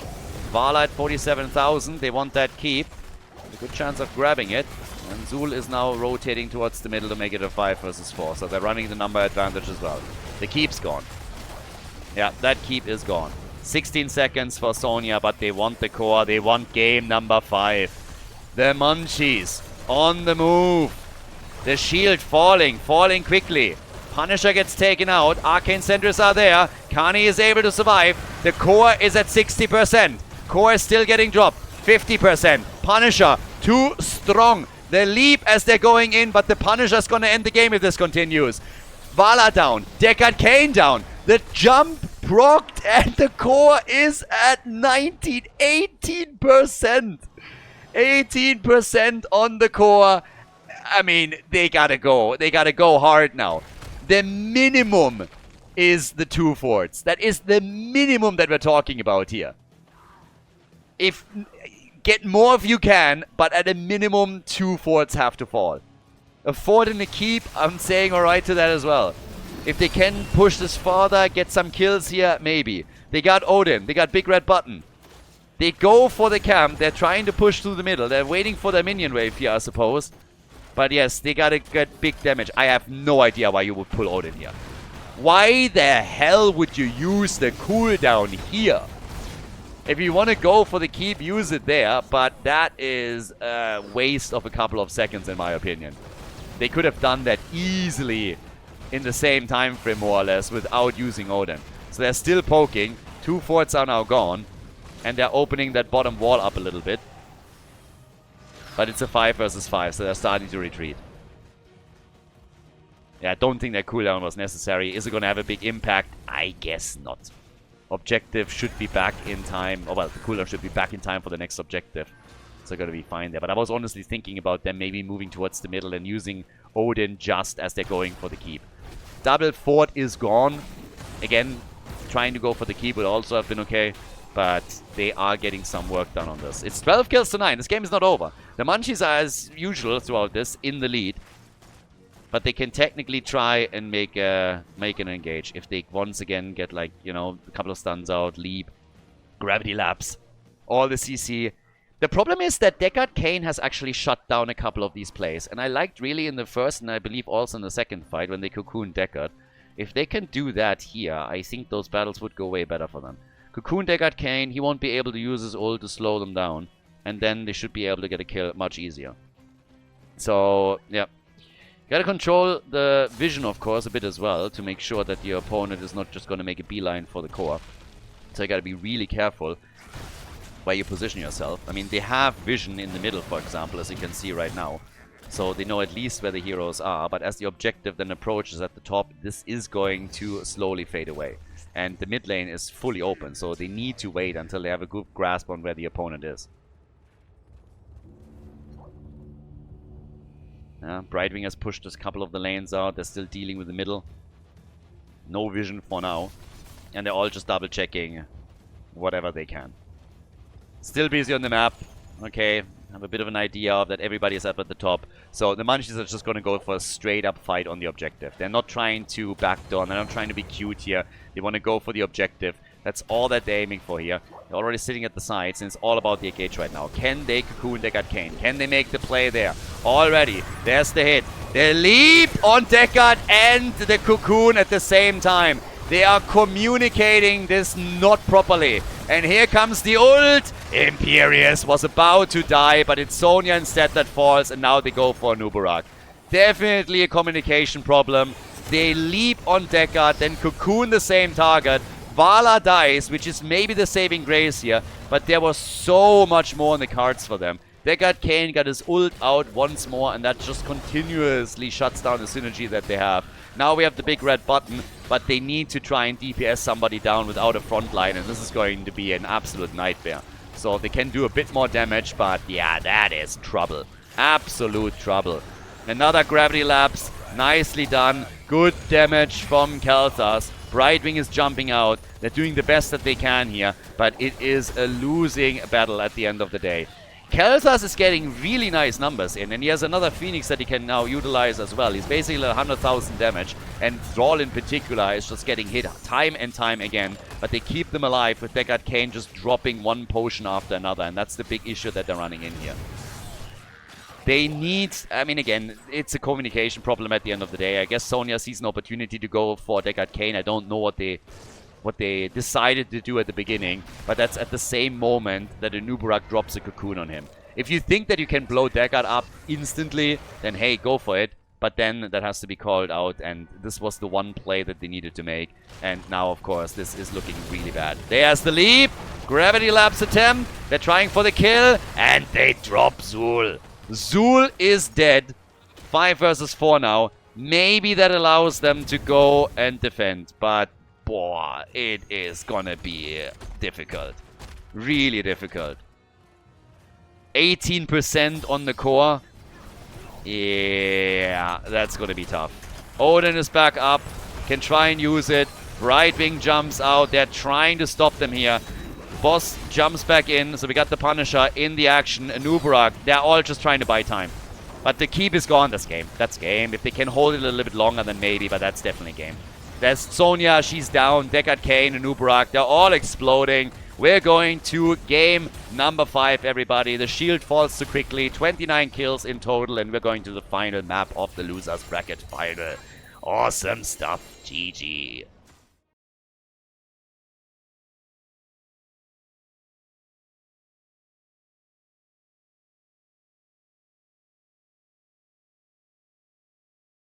Guess we're going the distance on this one. The losers bracket final goes to game number 5. And let's be honest, not only does this series deserve a 5th game, we deserve it as well. So yeah, good stuff. And glorious comeback from the Munchies. There were moments where I think the KD agents could have won that. They could have really coordinated some of these attacks, maybe a little bit cleaner and try to get the victory here. But solid effort by the blue team. Well done. Now we still have that ban on Valera, as we saw the entire time. If you made it all this way, by the way, in the series, make sure that you hit that thumbs up and also sub on the channel. Again, helps to promote the video a little bit more on the algorithm. And if you already went all the way here to game number 5, then the video definitely deserves it. So make sure that you hit that one hard. But for our game now, we get Junkrat banned again.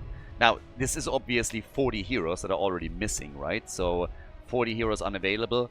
6 more going to get banned during the draft. So this is definitely going to limit your options. Cho'Gall gets banned, unfortunately. That was predictable. But, yeah. Now, when it comes to picks, it will get interesting. We have Mei still available on the front line. Stitches is available. So, you still have a few options. Now, they could, of course, try and ban some of them out, I guess, if they really want to cause havoc here. I don't think that we're going to run into too many problems on the support side either, but they actually ban out some of the tanks. Okay, so Stitches is banned, and we had multiple triple frontline games already. Keep that in mind, because it will limit the frontline tools that you can use. One pick I could see for the Munchies, given that Stab Stab Kill is playing the hero a lot, is also D.Va, if they feel that they don't have better alternatives on the front line. Now, you can always go for the liability, of course, and lock Trash Tannis in. First pick Nazeebo. That's where we are right now. First pick Nazeebo for the virulent reaction here. Okay. So they go for that late game. You still have Ragnaros, of course, too. Can slow objectives down fairly well. And the double pick over on the left for the blue team with Mei. Again, Stitches Mei were the top 2 tanks that were still available. And we go full Overwatch apparently as they're locking in Ana. Okay. Zebo first pick. It was just awesome. Already to begin with. Actually, I can't remember. Can't see how she played or not. I think she was played, right? So yeah, when it comes to damage, again, you still have plenty around. There's still plenty of heroes up. The one role that you're never going to be able to ban out because there's just still so many of them. But this is a game that usually lasts fairly long. Now they go for Malfurion and Sergeant Hammer as well. Oh my god, this is getting nasty already. By the way, sometimes I'm trying to sneak in a couple of things here. Just the other day, I went for a bit of a change on Infernal Shrines, and now you people just don't pay attention. I guarantee that nobody has realized that we're actually playing this on Volskaya Foundry. So, yeah. Why am I even putting any effort in? Nobody pays attention to the overlays anyways. But yeah, new map now. It's not a typo. It was just a test, and I am unhappy to say that you failed. So, not angry. Just a little bit disappointed. But I knew it! I was like thinking, is somebody going to notice? I'm going to give them until the second ban phase. And of course, nobody picked up on it. Zeratul gets banned again. We saw it actually previously that not only Valero but also Zeratul was banned out. But at the start into the draft with Zebo and Sergeant Hammer, that is just such an annoying one to go up against. It's just like, ugh. So here comes Leo. And we get Phoenix. We're going laser, baby. Maybe. Could be a salvo. Probably salvo. Nano boosted Phoenix salvo to come in and get the damage. That might just be it. Well, and then over on the right side, the final 2 picks. We need a front line. Yeah. What are we getting from them? Malgan is banned, Stitch is banned, Mei picked away. So the options are a bit limited, but we still have Chen and we get Malthael. The main tank Chen plus Malthael. I am here for it. Yeah, this is going to be fun. This could be really, really interesting. Especially, of course, with those damage heroes that we get for them. Final map. Loser takes 3rd place. Winner moves on to get a revenge, potentially, against the fighters in the grand final of the Underdog Cup. So this is the moment. Zagara is the final pick. And we are good and ready for Volskaya Foundry. We're actually here. Not only the map, but also, of course, the 5th game of the series. On the left, the Munchies, after they just took the victory on Infernal Shrines with Mikaku on Ana, Griffiths on Phoenix. We get Brahms on Mei, Mila on Leoric, and Stab Kill with Zagara. Denied his Valera pick today. The KD agents didn't allow it. They start now with Simply on Nazibra. We got Kradodel on Chen, Kani on Sergeant Hammer, the no-scope ninja with Malthael, and we have McGiblets on Malfurion. So, this is party time. This is the one. This is what matters. Can you win on the final map and move on to the grand final? Or is your opponent going to show you how it's done right now? Well, one of the teams is going to have a fun time. The other team is going to drop down out of the tournament and takes 3rd place. It's still pretty respectable, but obviously not where you want this to end. So right now, a bit of damage against Chen already, who is of course the main tank for the team right now. Channeling his inner Capybara, going a little bit for the Korean style that we observed in quite a few Korean tournaments actually. And now the lock on Mei for just a second. Malfurion is actually an absolutely fantastic support to have at this point in time. I mean, he is just glorious, especially, of course, since you can also coordinate him quite nicely with a couple of the heroes that we have here. It's not like Ana is bad or anything, but Malfurion just top-notch. And Chen might be in trouble, but no. Made it out. Was able to escape here. Was a little bit close, but still able to escape. They're rotating the Zebo between the lanes currently. The goal, of course, being to try and get him early game stacks so that he is not going to struggle heading towards level 20. They started this off with Spiders, Widowmakers on level 1. And, yeah, should actually not really have an issue here. Normally, when we're talking about Volskaya Foundry, the games are quite long. They're going to probably try and delay this a little bit further if they really have to. But I don't see any problems around his stacks. more so a question of how aggressively can the Munchies push this, as they are aiming for their rematch against the fighters in the grand final. So a couple of Toads coming out here. Level 4 talents are kicking in for the teams. The heat transfer on level 1 for Mei. And on the other side with bot lane slower 1v1. And we get the Deadly Strike for Chen. So Chen comes in with a Deadly Strike. Regenerative Biosteel again for Sergeant Hammer as she picks this up. And we get more spiders for Nezebo. So, well, not going for the baseline increase. At 43 stacks now on that. And yeah, control point is slowly coming up. Again, curious to see what happens around the objective. How aggressively teams are trying to go for that. Currently, we have just a bit of aggression around the control point, and it seemed like they're not even trying their own camp. Topside, though, that's a bit of a problem for Nezebo. The Witch Doctor is in real trouble, and he is dead. That's 50 stacks for him, but also the first kill. Phoenix is jumping out. Mei still hit by the roots, but she's fine. So, first blood for the Munchies. We're gonna like that. Malthael, though, the no-scope ninja, ninjaing this up as best as possible and doing okay here. As we have Zagara running out of mana, but still able to take down the tower. A lot of creep spat still on the map as well. We need to take that out. A couple of tools that I can use for this. Camp is taken over on the right side as the blue team is already deciding to go for the Protector. Hoping, of course, to try and accelerate the game maybe a little bit if they get the objective, take a couple of structures out.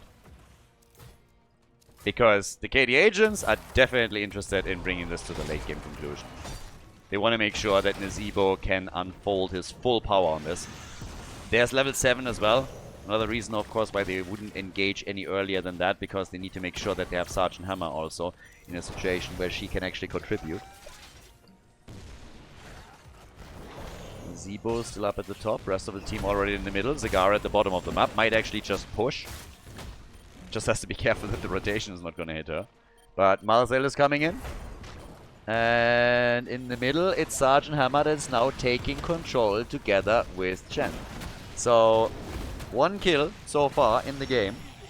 64 stacks for Nezebo.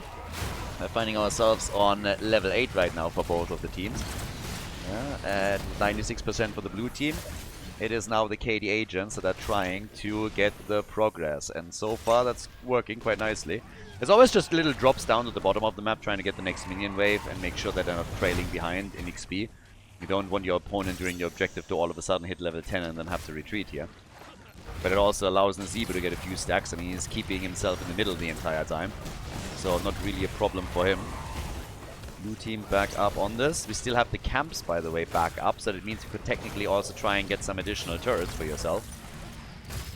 Malthael escorted the top through. That's actually one tower down. Yeah, one tower that gets destroyed. And Nezebo is even completing his level 1 quest as he drops down to the bottom of the map to get the next minion wave. So for the red team, this is going quite nicely.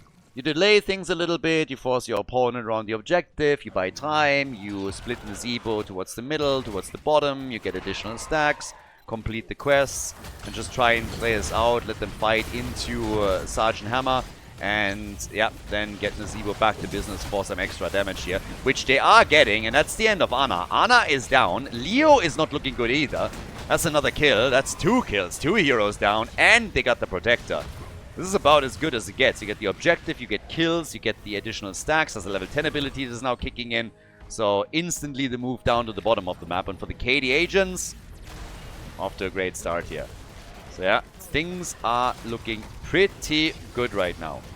And that is solid damage also on the bottom fort as Sergeant Hammer is sieging up in the middle of the map. Yeah, they need to be really careful that Nezebo is going to get out of this alive. But once that the Punisher, the Protector drops, you still have also the keg from Chen to create some space here. But nice for the KD agents. There's the ice wall, and we actually get Planet Cracker. More into nano boosted Planet Cracker is, I suppose, the wombo that they're looking for. And that could be an awesome one. If they get that, that would be pretty amazing. Can you just imagine the carnage if that actually is properly coordinated and works out for them? Middle of the map. Hammer gets killed. Yep, quick gank. And down at the bottom of the map, Zagara is gone. And the fort gets destroyed too. Great start. Nearly a level ahead. Take a fort out. Trade it for a single kill. So, yeah, they're going to be pretty happy with that. Not only that, in addition, we of course now also have more and more stacks coming together for Nazeebo, who's going to be very, very happy with the performance here. Right now, for Nazeebo, things are going swimmingly. Died once, but now we have also the next minion wave coming in, and it's just like one wave after another. Well, Furion is coming in, tops of mana, just a little bit on the safe side, as the blue team is sitting in the mid lane, looking for opportunities, of course, as well. And Nazeebo is... No! That is the wrong path! Simply is getting a bit greedy here. Yeah, that is exactly what he deserves. Exactly that. Way too greedy of a rotation. So, that was... I mean, you could argue that was actually a Sudoku move right there. Honorable Subaru. There's the Planet Cracker. Moving out a little bit, but it is Cracker time. And a more on Malfurion. So that is 2 kills. Make it 3. Malfurion gets kicked off the platform. Nicely done by the Munchies. That's definitely an issue for the KD agents right now. That was not necessary. Got started off with Nazeebo making a mistake and being too greedy in his rotation. Didn't want to go for the safe path. Just rotated straight back down. Ran into 4 heroes and gets killed. And then afterwards the Munchies are following up with additional pickups. So now it's 5 kills to 3. And they are again in the lead in experience. Good for them. Great. 1 stack, by the way, for Malthael. So starting things off with his ult. Also not too badly. Now we're on level 13 right now, and you know what? Nazeebo might have to work this a little bit harder. He's going back up to the top lane, and is going to do his thing there. So they're going to get another wave destroyed, and he is adding the stacks together. 1 wave at the time. Objective is popping up now too. Another 30 seconds. But I gotta say, for the blue team, that was pretty decent. Now, the one difference is still the fort. The fort that has been taken out at the bottom of the map makes, of course, a big difference here. Sergeant Hammer with 22,000 damage. Zagara is a little bit higher. They go for Ana, and Ana is gone. Easy kills. Nice move by Chen. Great isolation. Now your support's gone, which means that he can push for the top lane a bit more aggressively. Shouldn't really be that big of a problem for them. And Sergeant Hammer can, of course, start to fire away. There's Gary as well. The Gargantuan is doing some work. Malthael is pushing the middle, so they're really going for structures now. The KD agents with some decent plays. Nice hiding spot. And the interrupt also on Phoenix, as he needs to retreat here. The turret doing a lot of work too, as it got dropped. And they are pushing again for 2 structures. In the middle of the map, it is Malthael that pushes for the fort, and up at the top it's the rest of the team. With Ana gone, they have to be super careful around this. And that's a lot of damage. Even with Ana now on their way back, they will take this one out. So that's another fort destroyed. The second one gets eliminated. We're trying to force the fight, but that is probably the end of Zagara. Yep, Zagara is dead as well. Ice Wall against Chen. I do not believe that they can follow this up.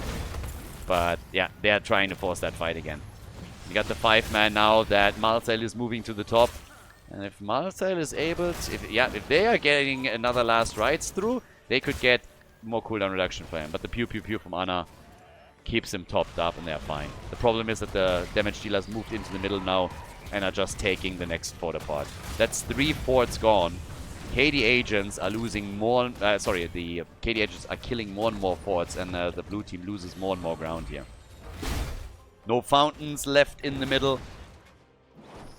Falling behind in experience. Passive XP becoming a problem. And Nazeebo just continuing to work towards the minimum threshold for Vital Infection. Full spider build, including the 16, is now done. That's of course a talent advantage they're going to lose in a moment, since the Munchies are picking up the next level as well. And, well, Malthael talking about it. Yeah, gets out of the top. So this inevitable end that he could use here. Still, there's another Entomb as they're trying to make the play. Planet Cracker, and Sergeant Hammer makes it. Gets out. There is the Maw on Nazeebo though. Nazeebo gets Mawed, but the heal from Malfurion is still nice. And Chen, he might be the one that has trouble. But Nazeebo gets the kill on Zagara. Nice! Comes in and gets the damage out even without the Vile Infection. Last rites has been used, but hitting the wrong target from the looks of it. I think he thought he could get the kill there.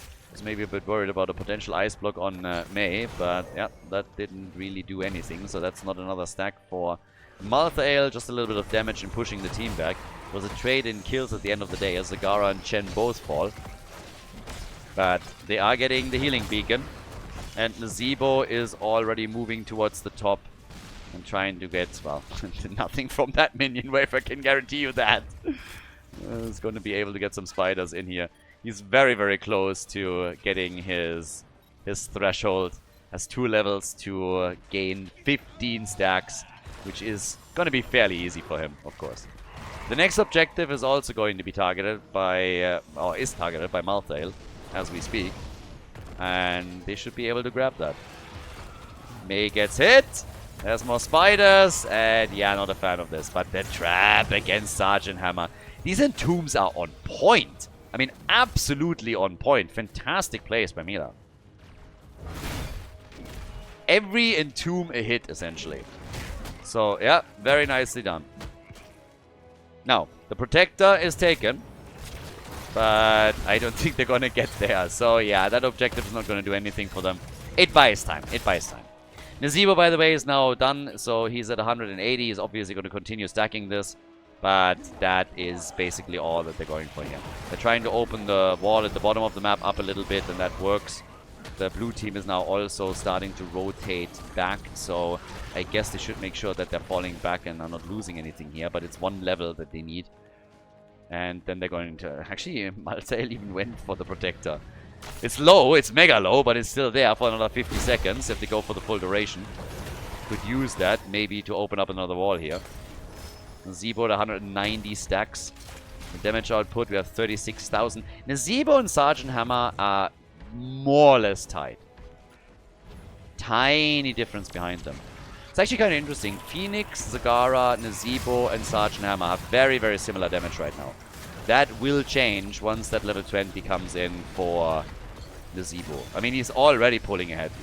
But, yeah, damage between Sergeant Hammer and Nazeebo is essentially identical. But they're so close to level 20, and Vile Infection is going to put Nazeebo in the driver's seat on this. It's a 1 level advantage that they have on this too. So we'll see how aggressive they're going to get right from the get-go. But they're already starting to march over. Another minion wave or 2, and Bob's your uncle. So they're taking this one in the middle. A little bit of passive experience gains, and they're going to be Gucci. And they already go for the keep at the bottom of the map. There it is. Vile Infection, ladies and gentlemen. Locked in, and we got the Ultra Capacitors. So, the 2 of them basically tied in damage, and we'll see in a few minutes how this is going to change. Nazeebo is having fun, and there's the Planet Cracker again. All the heals of Malfurion are not enough. Leo gets saved by Ana, good for him. The nano boost on Zagara as she gets the more connect against 2 of them. And Nazeebo, yeah, he is dropping the numbers. Dropping damage. He picked up 10,000 damage in that fight, by the way. Within no time whatsoever. 10k, easy. Just a couple of hits in. That doesn't even account for the siege damage that he gets. Them losing Sergeant Hammer is, of course, enough to push them back regardless. But it just showcases again how powerful Nazeebo becomes once that he has this quest completed. So now they're just going to destroy absolutely everything here, while the blue team picked up their own level 20 talents. So we get Planet Cracker as an upgrade with the Armageddon Beam. If that doesn't instill fear in the hearts of the opponent, then I don't know what does. The Armageddon Beam. Kill them. And if they on top of that also add the Nano Infusion, whew, imagine that Entomb. And then the Armageddon Beam and just killing everything. Sergeant Hammer has already fallen victim multiple times to exactly that play. 8 kills to 6. And Nazeebo now at 280 stacks. And of course, that is a health and mana increase as well. So Nazeebo is becoming more and more powerful as all of this continues. And we're only 16 minutes into the game. This could still last for a while. And he is happily going to rotate from wave to wave and just continue stacking. Make sure that he becomes more or less unkillable as this continues. main tank Nazebo is what we're eventually going to see, depending on how long this lasts. So yeah, time will tell. Okay. I mean, right now, to give you a bit of an idea, Chen has currently 5,600 hit points, basically. And when we're talking about Nazebo, Nazebo's at 4,800. So, just saying, if you give him a little bit of time, Nazebo is going to have a party here. So, yeah, he's going to have a lot of fun. It's going to take him a little bit longer, but it's going to happen eventually. And sitting at 940 mana points is also quite nice, of course, this late in the game. So, currently, still slowly playing this out. This might be our next fight. Just needs to be a bit careful on how he positions. Gets a couple of spiders in. And gets a nice connect. Yeah. That removes the shield. There's the beam. Where's the ice block? He can't. Yes, he do. And is able to get out. Malfurion with the heals. And there's the last rites. Maybe a little bit premature. But they get the kill. They just don't get the stack from Malthael. But the kill is there. And Nazebo, look at the damage difference right now between Nazebo and Sergeant Hammer. And again, they were essentially tied earlier when they picked up level 20 talents. So the fights were not long sustained battles that we've seen so far. Nazebo and Zagara are basically tied. But this is going to be big damage. If Nazebo is just unloading on the keep, this thing is going to be gone in seconds. And that's exactly what we're getting. So Nazebo comes in. Big damage, but Chen, okay, he makes it. Chen makes it. Zagara is able to get away. The healing beacon saves her. Without the healing beacon, she's gone in that situation. And Zagara is actually the one that really spikes the numbers currently. Oh, Malfurion. Okay, they both get out. Yeah, they can all still escape here. The noteworthy thing is that the Munchies haven't taken a single fort out yet. So you have, right now, fountains everywhere in the middle for the KD agents that they can still rely upon. But okay, with that, we now have the camp claimed. Try to go for the objective here, 19 minutes into the game. Zagara's damage is also absolutely wild. I mean, again, those Hydras are just nasty. And if you have Chen, for example, just gobbling up his keg at the front, then he becomes an easy target and gets burned down completely. It's 8 kills to 7 right now, still fairly even as a game. It's really the structures that are the biggest problem. The keep at the bottom taking damage, for example. So, yeah, now we got Malthael also working on the next camp, trying to apply a little bit more pressure up at the top. Zebo is playing this very safe. They need to be extremely careful of what Leo does. That combo with Leo and Phoenix is working also better than I expected to be honest with you. I mean, Phoenix is now sitting at 45,000 damage, which doesn't really sound like too much, but it's still higher than anybody else on the side of the KD agents, with the exception of Nazebo. So they are getting good damage out of this. That's actually not true, sorry, my bad. Sergeant Hammer has 54,000. But still, they're getting kills with that comp. Now, though, the blue team, I mean, they have to deal with the top lane, I guess. But they still need to be careful on what they allow the red team to pull off at the bottom. Zagara, she is rocking that show. Nazebo, by the way, is sitting at 203,000 siege damage at this point. That's just nasty. Phoenix has 180,000, which is pretty good too. But that's still a huge difference. So now we have the Protector nearly claimed. Looks like they're trying to force this now. Nazebo, careful. Ice blocks, and there's the wall. Turret is out, and in 2 misses. Oh, that's bad news. And 2 misses. Nazebo is starting to get the damage out, and there's the last ride. Bye-bye, May. And that is a stack. That's Zagara gone too. It is a slaughter. Nazebo with big damage. 75,000, 80,000 for Zagara. 4 down. Here comes the Armageddon beam. But Phoenix is dead as well. And that opens the doors for the KD agents. This is game. Big plays from the red team, and they're going to be the ones to move on to the grand final of the tournament, to face off against the fighters, get that rematch for the loss in the winner bracket. Sad news for the Munchies. They are taking 3rd place in the tournament, but this is a bit too much. They lose it on the 5th map as the KD Agents take the victory on Volskaya Foundry and move on to the grand final of the tournament. GG.